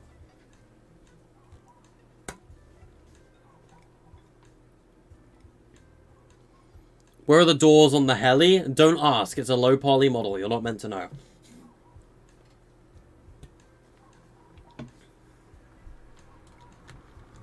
But yeah, originally, Resident Ridge wasn't even going to be on the map. There was no town POI on the island until Resident Ridge.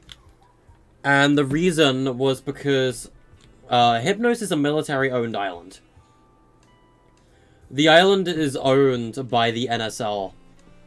It wouldn't make sense for that to be, like, a civilian town, right? But every Battle Royale, like, kind of has one. And, like, the map felt like it was missing a POI. Because it didn't have one.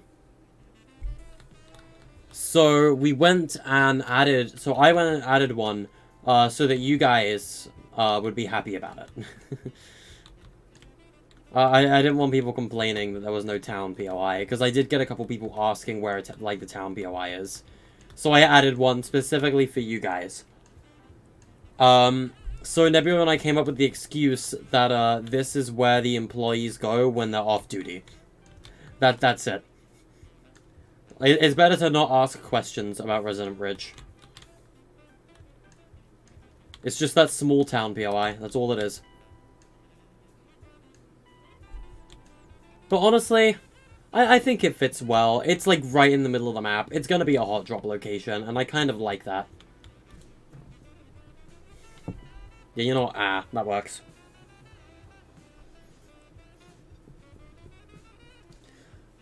But yeah, I hope you guys are happy with that progress report on Hypnos. It was an important progress report that I needed to give you guys to show that even though it's been like well over a month since UEFN's initially launched, we still have steady progress on the map. I've been working on it nearly daily. Not daily, but like almost daily. There's been like very few days where I've not been working on Hypnos.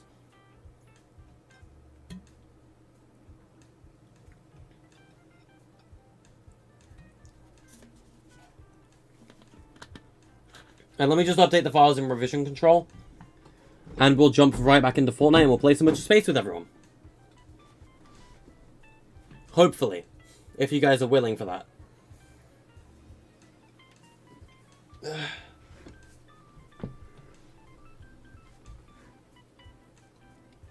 It does take a while. UEFN is quite slow, as you can see. But it is, it's very epic, to say the least. When it does work.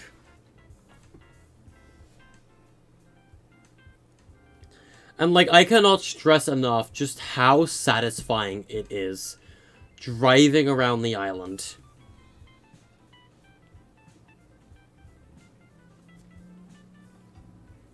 The map looks more than halfway. Yeah, we're pretty close. I'd still say we're halfway.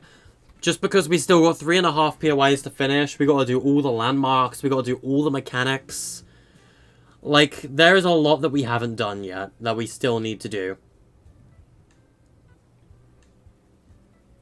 But, I hope you guys are happy with what you've got so far. And what we've done.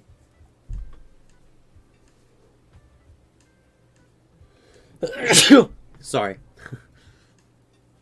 Season's changing. Fever's starting to act up. I tend to get a fever when seasons change. I don't mean Fortnite seasons, I mean like literal seasons. But yeah. I'm pretty excited for when this map is finished. Hypnos is going to be a pretty big deal when it's done, I think. Because it'll be one of the first, like, fully custom UEFN Battle Royale islands. This map is, like, 3 times the size of Eneba. Maybe even 4 times the size of Eneba. It's ridiculous how big this map is. Hypnos is slightly, I'd say maybe about 20% smaller than Athena, the Chapter 1 map. That is how big, Hypnos is as an island. It is by far the biggest Battle Royale we've ever made. And I am excited for that. I'm excited to see how this map plays. By default, this map is going to be 60 players. We could potentially increase it later on if we wanted to. But on launch, I'm aiming for 60. Because I think 60 would complement the map size well.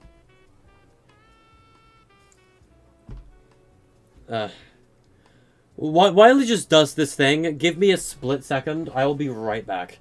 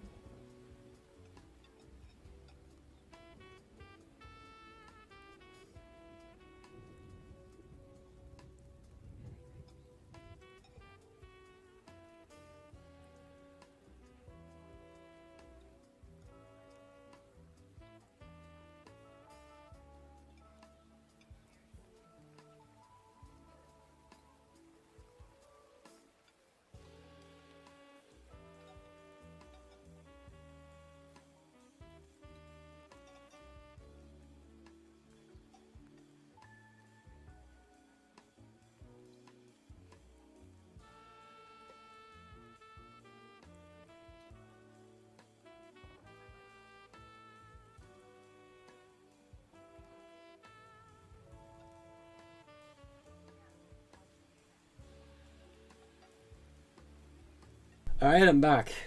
Still not done. It's kind of annoying how, like, slow it takes to check in files to revision control. It is a huge pain. But yeah. Do you guys, like my full screen game of checking files into revision control? You guys like this? This is my favorite game, chat. Checking files into revision control. Isn't that amazing? That's so dumb. That's really funny. That it just zooms in on that. It's kind of goofy. But yeah, UEFN's just being slow. Like, it's being really annoying. Why is it taking so long to check files? Make this a 1-hour video?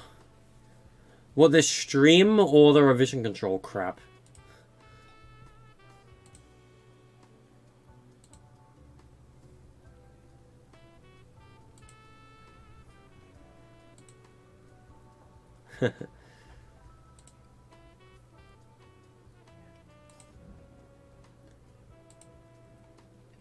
Because, quite frankly, the revision control crap is really... Okay, it's done. Finally. Alright. Let me just close UEFN and we're going to reboot Fortnite. But yeah, there's your Hypnos display.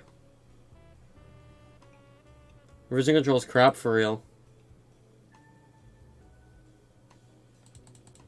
It's a right pain in the backside.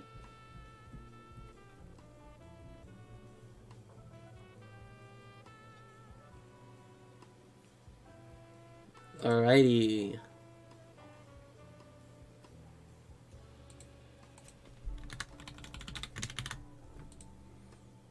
Alright, let me try and load up Battle Royale or like Fortnite again so that we can play some Edge of Space with you guys.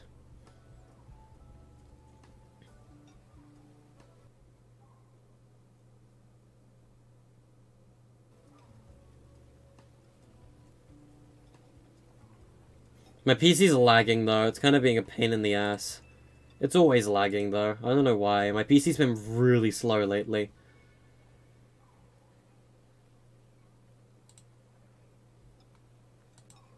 Like, it's been, like, obnoxiously slow.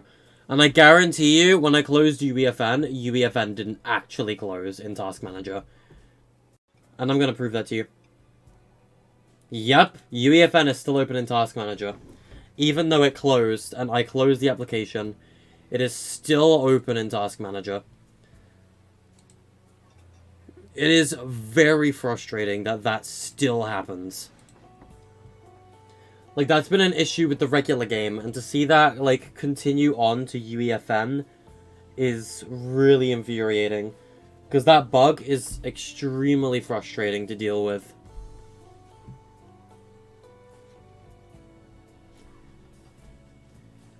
Kind of irritates me, I'm not gonna lie to you. Like, I get big mad about UEFN and Fortnite's optimization. Alright, Fortnite should boot up in a moment, and we'll play some Edge of Space with you guys to end off the stream.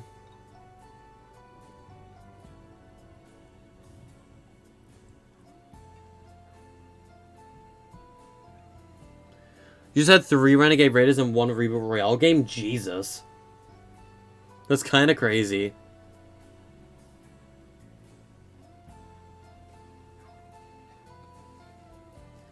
I haven't played Reboot in a couple days. Like, maybe I don't think I've played it in over a week.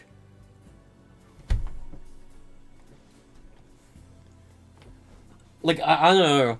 I mean, I like the OG map, but, like, it gets boring playing the same map with no changes over and over.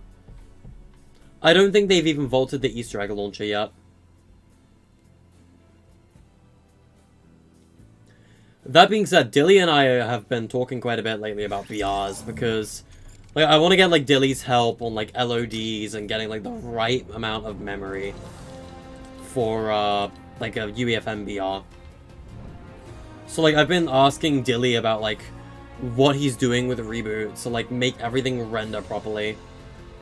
Just so that like we can make Hypnos work and whatnot. Anyway, feel free to join my party. It is currently public. I do want to play some Edge of Space with you guys. I want to make sure everything works.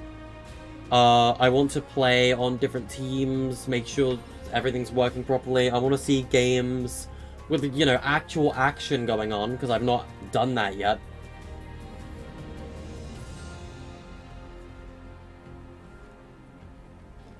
Like, I would like to get some games in.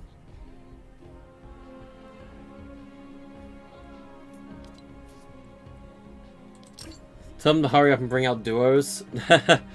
Nebula and I have asked, like, for duos. But, I mean, duos is really hard to make work in creative games. I know that from personal experience. And the other thing is, if you bring out one map, you have to update the exact same stuff across all of them. So if you have, like, 2 modes for solos and duos, and you want to update them both at the same time, it takes twice as long to get that update going. Because you have to, any changes you make to one, you have to do to the other. If you want them to be, like, consistent. Which is why I don't do, like, duos or, like, multiple, like, game modes for my other maps. I don't like doing other game modes just because of how obnoxious it is to update them.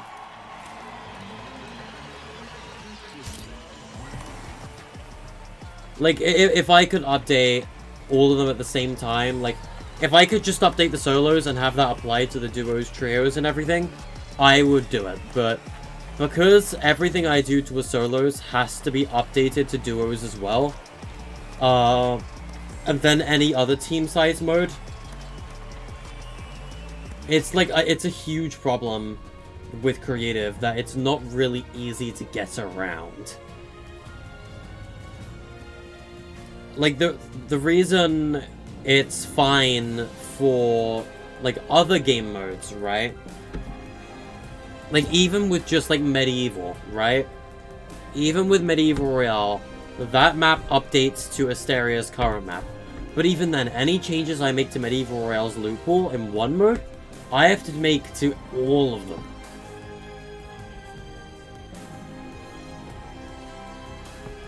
Yeah. I agree with you, Nebula. That's what I'm trying to say. Like, stream the level across multiple maps. Like, that is a thing that we really need.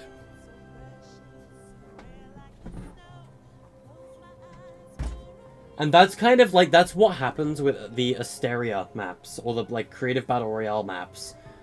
Creative Royale, or whatever you want to call them. Things like Mythical Mayhem, Medieval Royale, Arsenal Upgraded. Like, all of those are, like, they stream the main Battle Royale map to them. If we could do that with, like, Hypnos, or Reboot Royale, or anything like that, I would happily change the team size. It's just that we can't. Because, like, of how much work it is just to make that work. Like, people are always just like, add duos, add squads. And as much as we would absolutely love to, it is way harder than it looks. Like, it is a substantially, like, higher amount of work to get that working. Like, imagine with Hypnos, we made a Season 2 and we added a POI to that Season 2, right? But we had, like, solos, trios, and squads. We would have to manually rebuild that exact POI 4 different times. And have everything be the exact same in each one. Like, that is how obnoxious different team size modes is on different playlists.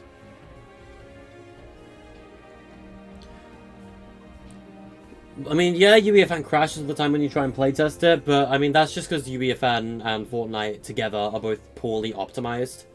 That can't really be helped. Also, would you guys ready up? Thank you very much.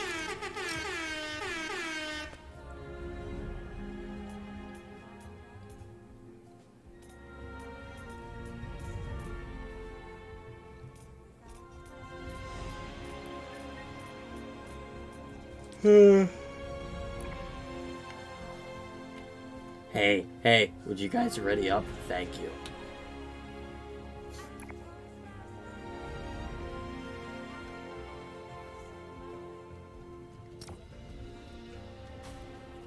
Alright, let's try and get this session working. Hopefully we have a session where beds actually work. If beds don't work and you can't damage enemy beds in this session, we just back out. I hope they do work. If they don't, then that's going to be really annoying. But like I said, it is a random chance if they're going to work or not, because UEFN be goofy.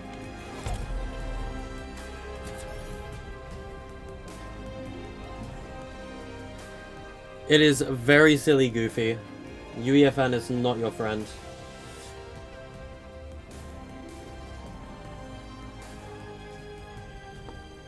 And it is certainly not my friend. UEFN is certainly not my friend. Absolutely not.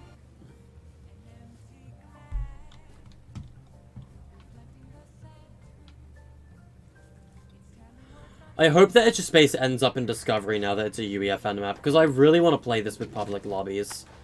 Because I genuinely do think Edge of Space is the best bed wars we've made.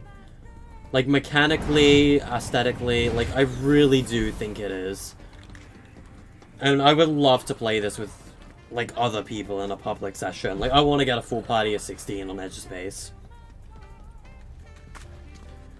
You're still in the lobby, by the way? It's probably because you have to download all the assets because of its UEFN. Are you guys, like, downloading the assets? Hey, Oxy, how's it going, man? How's it going? Yeah, Mustard Mayhem is, it's sad that it ended the way it did. Like, it's sad that the Mustard Mayhem, in Mustard's eyes, is, like, one of the worst things he's done. Because the Mustard Mayhem, even though it, like, performed, arguably, like, the worst thing he's ever done on his channel. Like, the Mustard Mayhem is easily, like, one of the, I think, my favorite things that I've ever done. It's taking a while to load and download. I might know why. I think it's because of the HLODs. Like, the project size is, like, 80% because of the HLODs. Like, next update, I might, like, delete the HLODs to lower the project size.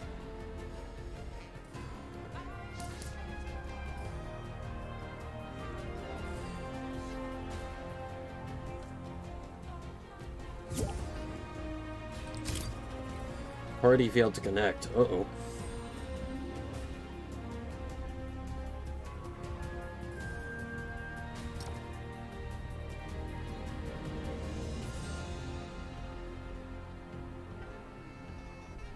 You know, I went back to lobby because you guys didn't load in, but, like... Yeah. Hopefully, it'll work for you guys this time. That is the problem with UEFN. Loading into UEFN maps, like... It does take a while to, like, download all the assets. And if you guys want to know what a HLOD is, by the way, that stands for High Level of Detail. And if you build HLODs, essentially what that means is anything that's really far away will render with a really low quality model. So, for example, if you build HLODs on Athena, that will let you see tilted towers from Retail Row or Salty Springs. But in reality, Tilted Towers isn't actually rendered because you're not close enough to it. You can just see a really low quality version of Tilted to make it look like you can see it from further away.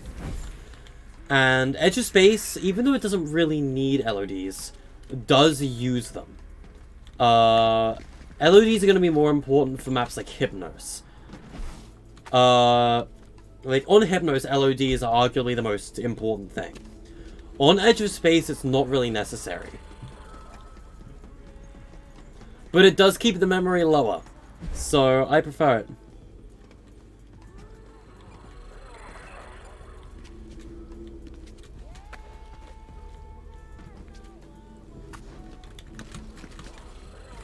Are you guys, like, still stuck on, like, the menu?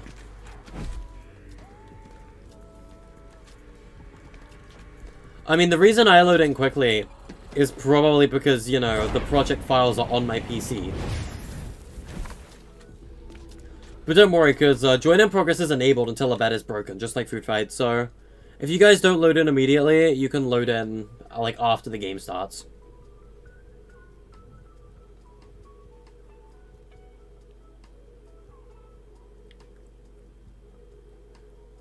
I don't think you need to switch your server. I don't know why you're still stuck.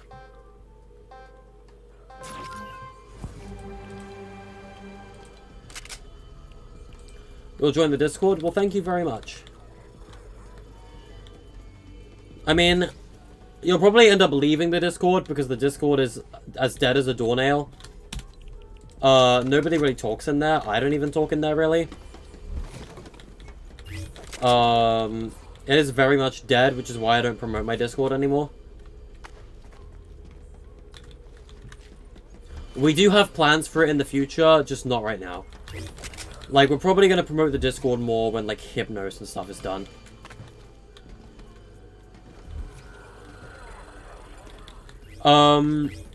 By the way, Creamy and Radish, let me know, like, once you've loaded in, let me know if you have, like, a HUD message that says you're on, like, green team. Why are you in my base?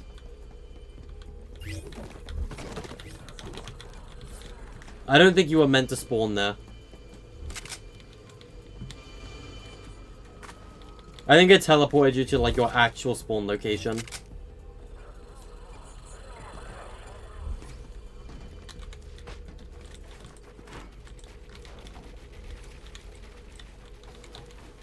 You got it? What number, or, like, what color does it say? Does it say, like, blue team?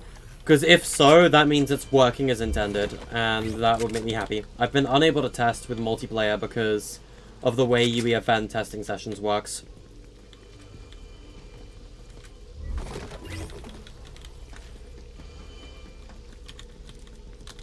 Oh my god. Oh. Oh my god, I almost fell to my death. Because, like, my one says yellow team because I was the first player to join the match. And I was the only player in the game when the round, like, officially started. It says yellow. You're not on my team, though. It's meant to say blue team, so that's a bug I'm gonna have to look into. It says yellow team for you? Alright, you guys are getting given the wrong one. Thanks for letting me know. I'll take a look at that. Because you guys are not meant to get the yellow team text. Only I'm meant to. Also, I know you're there.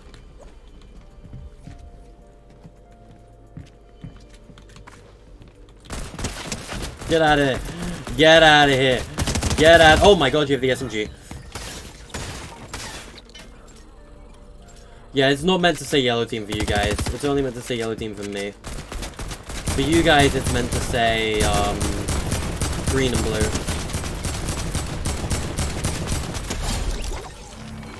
Ouch, that hurt.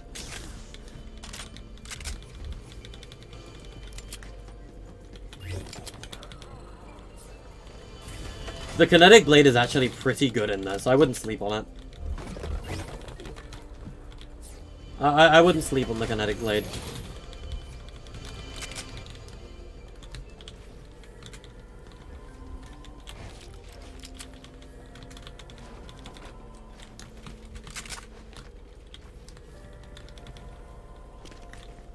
You're on green? Alright.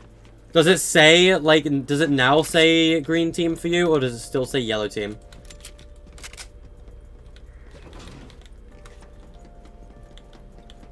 Because, I will look into the, team HUD. Like, I'm not displaying as the right team. Oh god, you're here. Dang. Man's gonna take all my metal and run.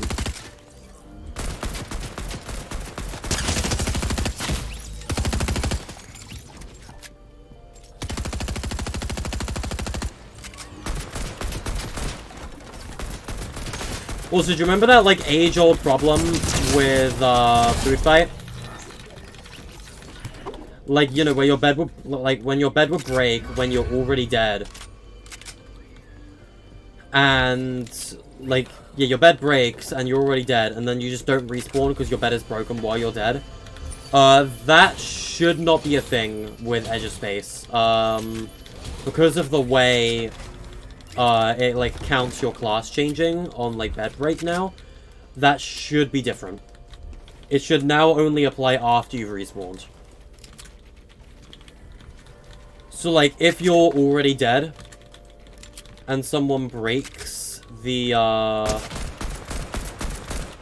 like, bed, it will let you respawn before you, lose your, like, life or whatever.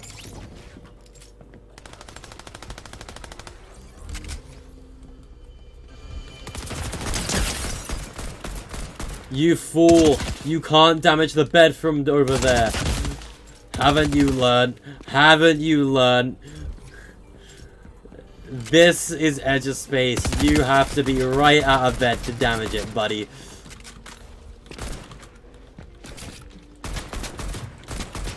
You know what, you know what?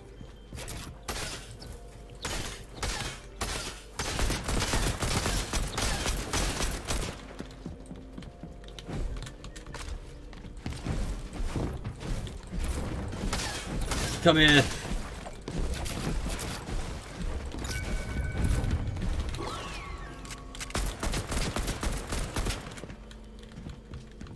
Man really wants the bed. Oh my god. Yeah. Now what are you gonna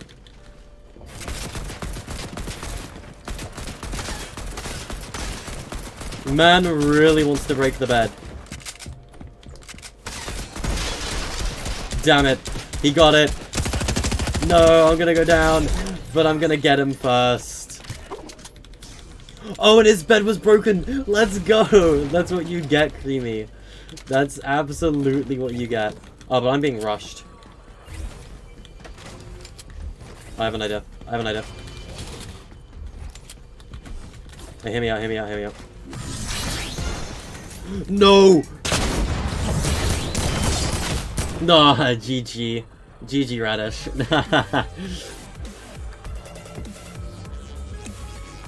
GG.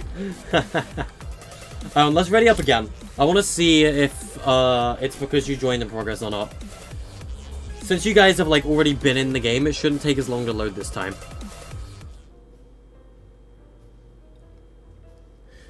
So like, I want to see if it is a join in progress issue, where the HUD says yellow, or if it's an issue just in general. Because any information I get can help with the mechanics.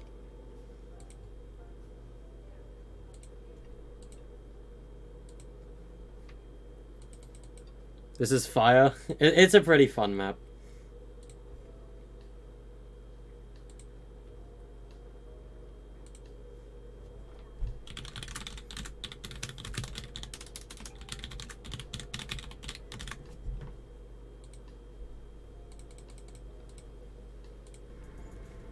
Alright. I see, let's test out if it's a join in progress issue or not, because I see you guys are in the pre-game area now. Just as you're meant to be.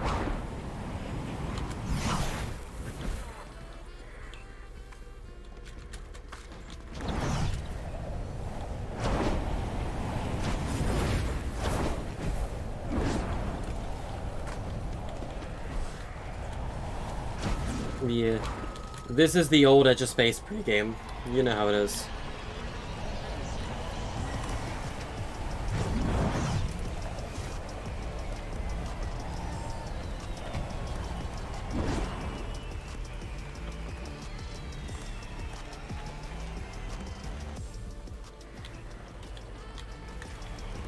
We do have the 90-second start time, just so that like the most possible players can be in the game before it starts. And hopefully I'm not the one on yellow team this time. Because I'm always yellow team. And it's sad. I want to be green team.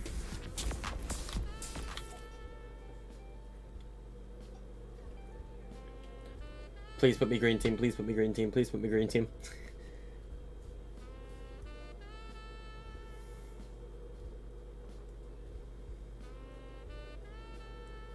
Also, it seems we didn't have the bed bug last time. I'm yellow team. Alright. Do you guys have the green team, blue team HUD overlay, or do you have the yellow team overlay?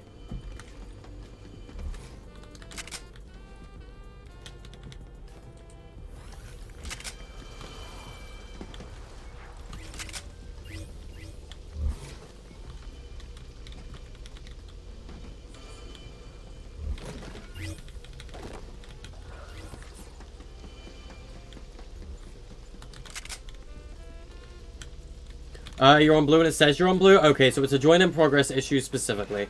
I will look into that.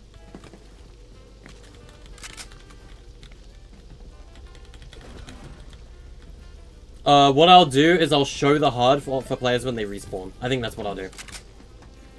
So like when they join in progress, instead of having it show on round start, I'll have it show on when they spawn on their spawn pad. Like for that specific team. I think that will fix the issue.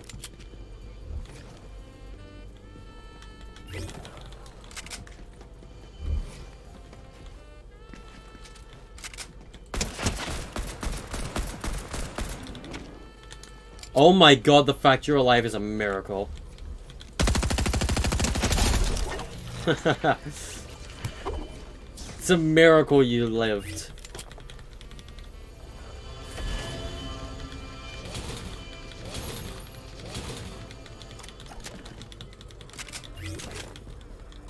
Yeah, I'm kind of a bit of I'm kind of an AK peasant in Climate Clash. Not Climate Clash, Edge of Space. So my starting weapon is like almost always the AK.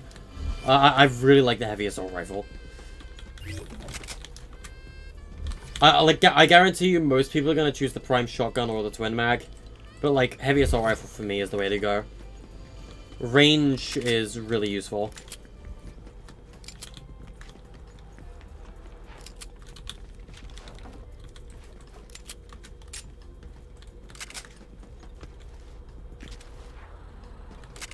But you still have to be, like, at a person's bed in order to damage it. Which is why it is so important that you have range.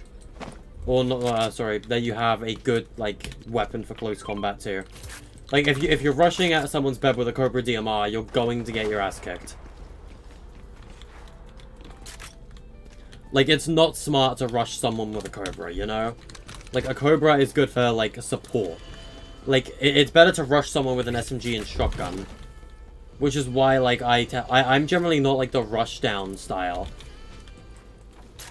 Like, I generally don't rush down. What I tend to do is, like, I'm the guy who stays at the base and collects resources, right? Like, that's kind of my role in these maps. Like, it's my teammate that usually rushes. I don't know why I'm still shooting the bed. I know I can't damage it. I'm the one who made the mechanic. Alright. It would be more useful to me to get upgraded materials.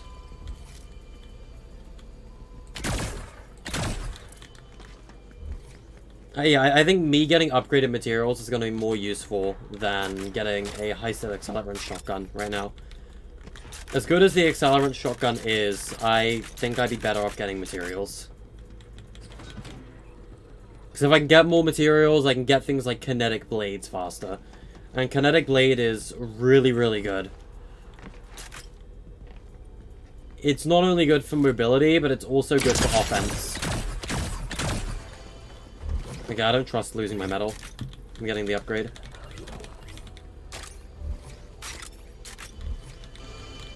I'm gonna save what I have.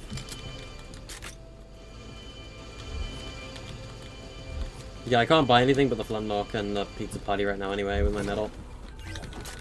Because I don't think I need 25 for a heal pool.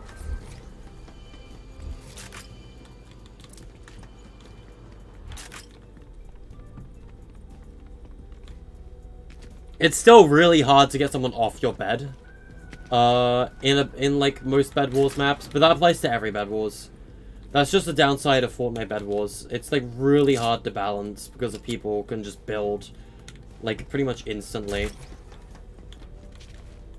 Like while they attack the bed. Like they could just tunnel under the bed. And like even in Minecraft this was an issue. It's just a lot more powerful in Fortnite.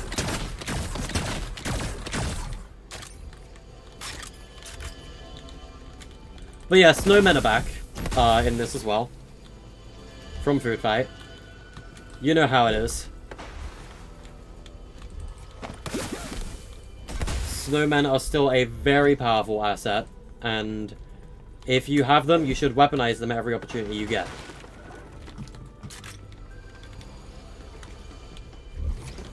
Alright. Let's get a heal pool, because heal pools are pretty useful. I do want to rush green at some point, though.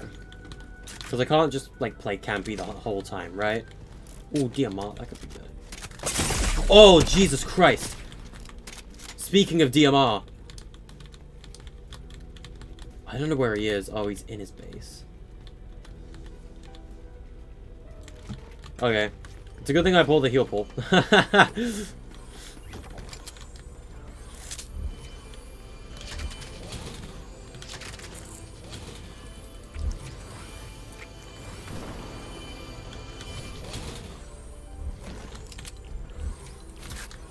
Alright.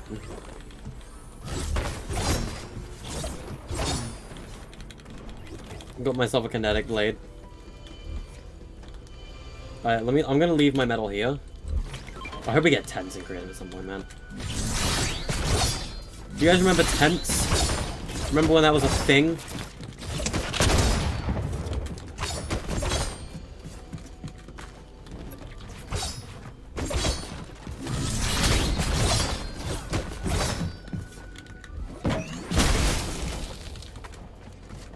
Oh yeah, Creamy's here too.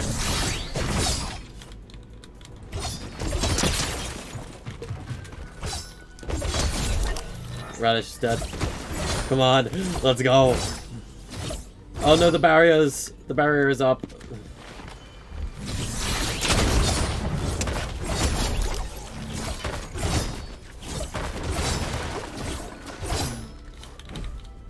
Oh, the barrier's up. Oh no, that's worrying.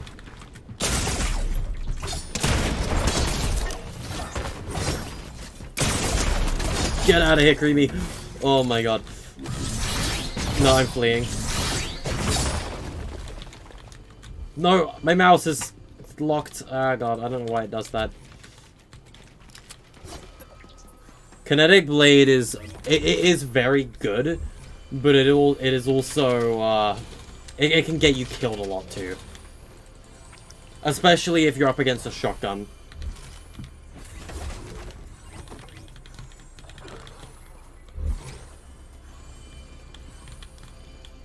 I know what I'm gonna do, though.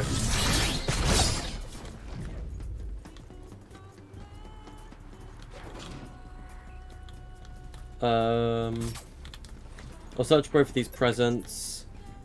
That'll get me some gold, and also some slurp juice, apparently.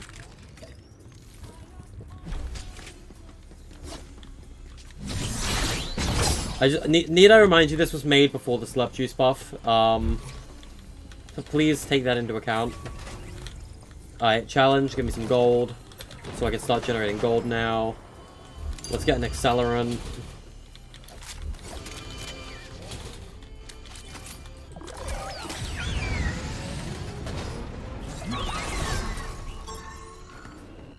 Creamy's in zone.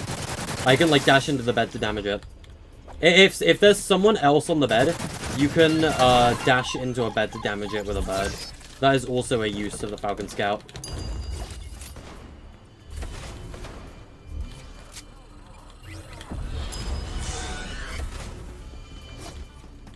Alright, watch and learn. Noom. Come here. Come here. Come here. Oh, wait. Oh, wait. Hold on, I'm leaving. The bed's doing its goofy thing.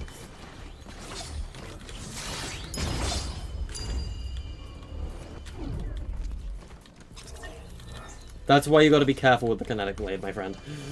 The Kinetic Blade is very hard to use right in a Bed Wars.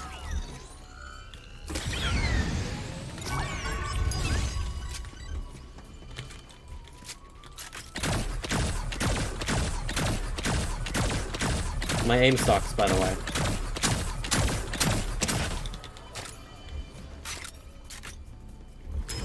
My aim is terrible, by the way. Did I mention my aim sucks? So we're gonna get a thing where we don't we're gonna get a thing where we don't need to worry about our aim.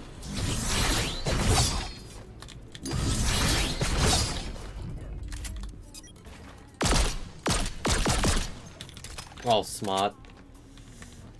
Alright. Oh, Jesus. Uh-oh. Time to go. Alright.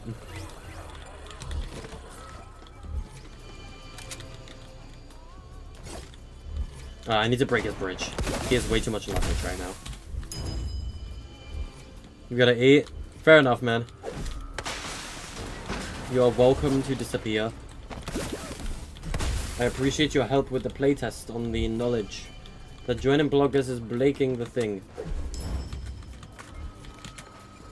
Alright. Let's get some ammo. Let's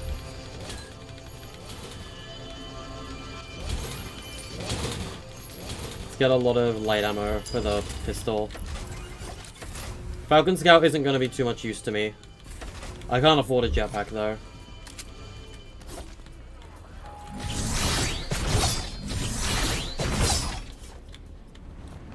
Alright. Oh no, Creamy's right here.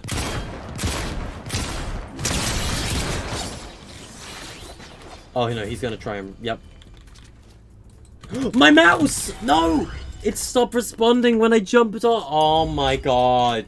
Are you kidding me? That wasn't even my fault. That genuinely wasn't even my fault. No, I'm disappointed. Like, I died for something that wasn't even my fault. I'm upset about that. I got a legendary prime though. I'll take it.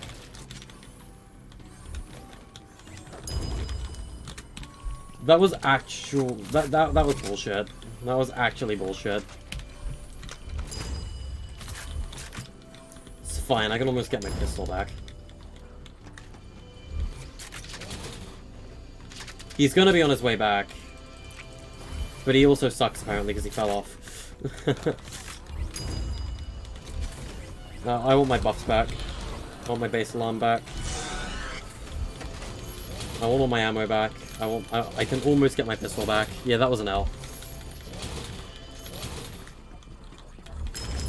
Shotgun isn't as important to me as my pistol is.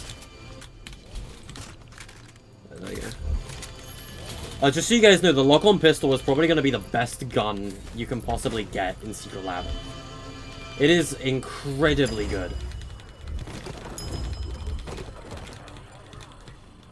The reason the lock-on pistol is so good in Secret Lab is because when custom stats come out, every single shot, body shot or headshot, is going to do 50 damage. So if you get like a full charge, it's instant death for every player. And the reason for that is because if it's meant to be the COM-45, which is meant to be the most overpowered pistol you've ever seen. But it doesn't spawn naturally, you have to craft it. Oh, jeez.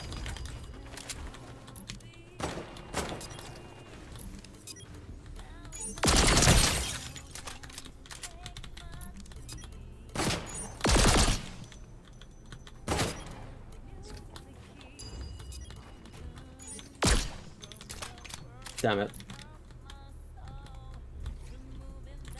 He knows that I have the thing.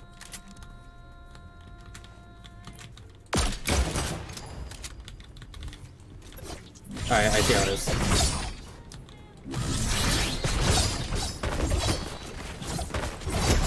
Got him! Got him! Alright, let's go. Let's go. Oh my god! I almost fell off and lost everything again.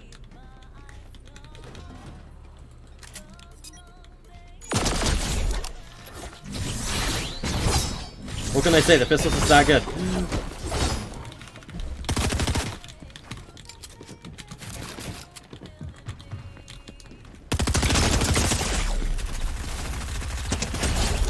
No, you don't.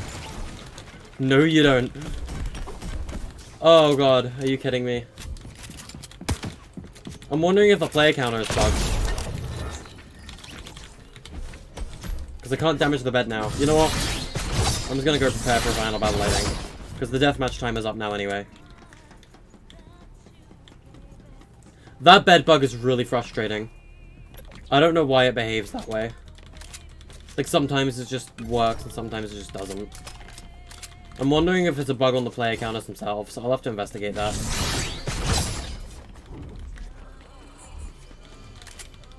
This is Detroit, but Bed Wars? Legit. By the way, Nebula, do you have, like, the material, for, like, the bed itself? Like, the objective device bed? Because I kind of wanted to give each bed its own unique color to, like, correspond with the right team.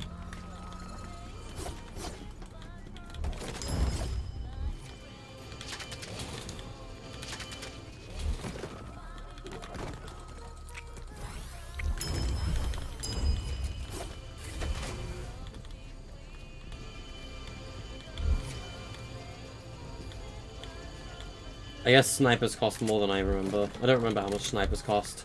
I wish I could know, but that vending machine bug is a pain in my... Oh, hi. Hey, buddy. How's it going? Got him. Lock on pistol, my beloved.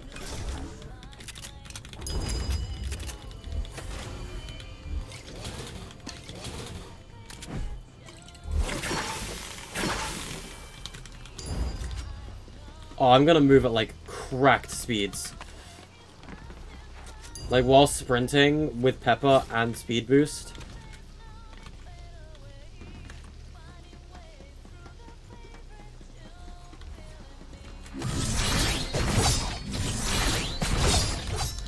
No!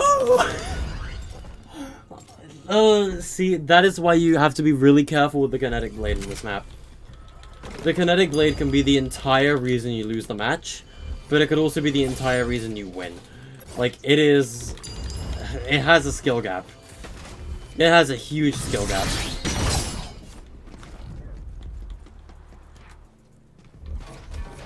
How did I sword off the edge? I overshot it. And therefore I lost my pistol, I lost everything I had. That's, like, you gotta be super careful with what you carry and, like, stuff. I'm kind of sad.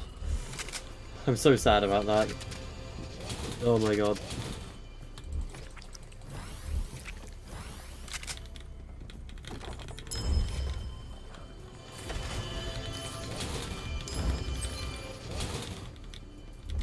How disappointing.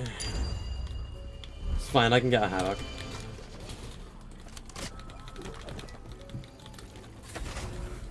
Havoc's gonna have to be my shotgun to use. I don't see Creamy. Dude, I'm so mad. I wish I didn't just, like, sword off the edge. That's really dumb. Actually, I got like a crap ton of metal.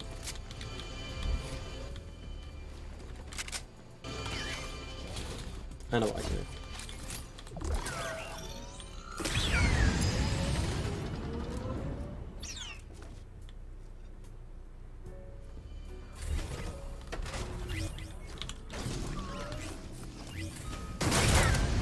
You know how it is. Just stealing materials.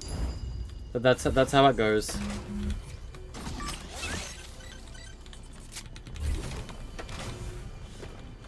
And I should even be able to use this in theory to steal gold from the middle of the map. Depending on the distance. Oh yeah, no, absolutely, I can make it.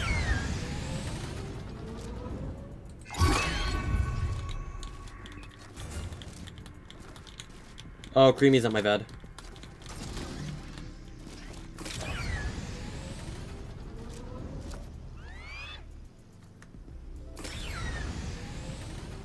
Although I can't really tell, he might be like right next to me. Yep.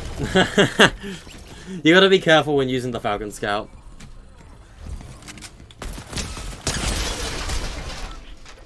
What is this camera angle? Hello? I can't even interact with anything. Oh no. I don't know what his legendary is either, because I don't know what his starting weapon was. What is this camera angle? Anyway, GG, Creamy. Oh, I just suck, I guess.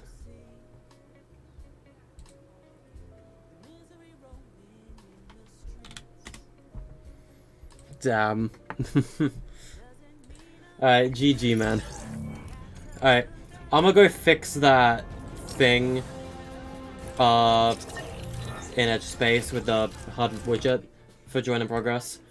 But yeah, thank you so much for playing, guys. I really appreciate it. I know I haven't streamed in like a month, but like, I appreciate the support on today's stream. I hope you guys like what we've done so far with Edge of Space, Hypnos, and SCP. And I think I'll see you guys in the next stream, whatever that'll be. But yeah. Have a good evening. Goodbye.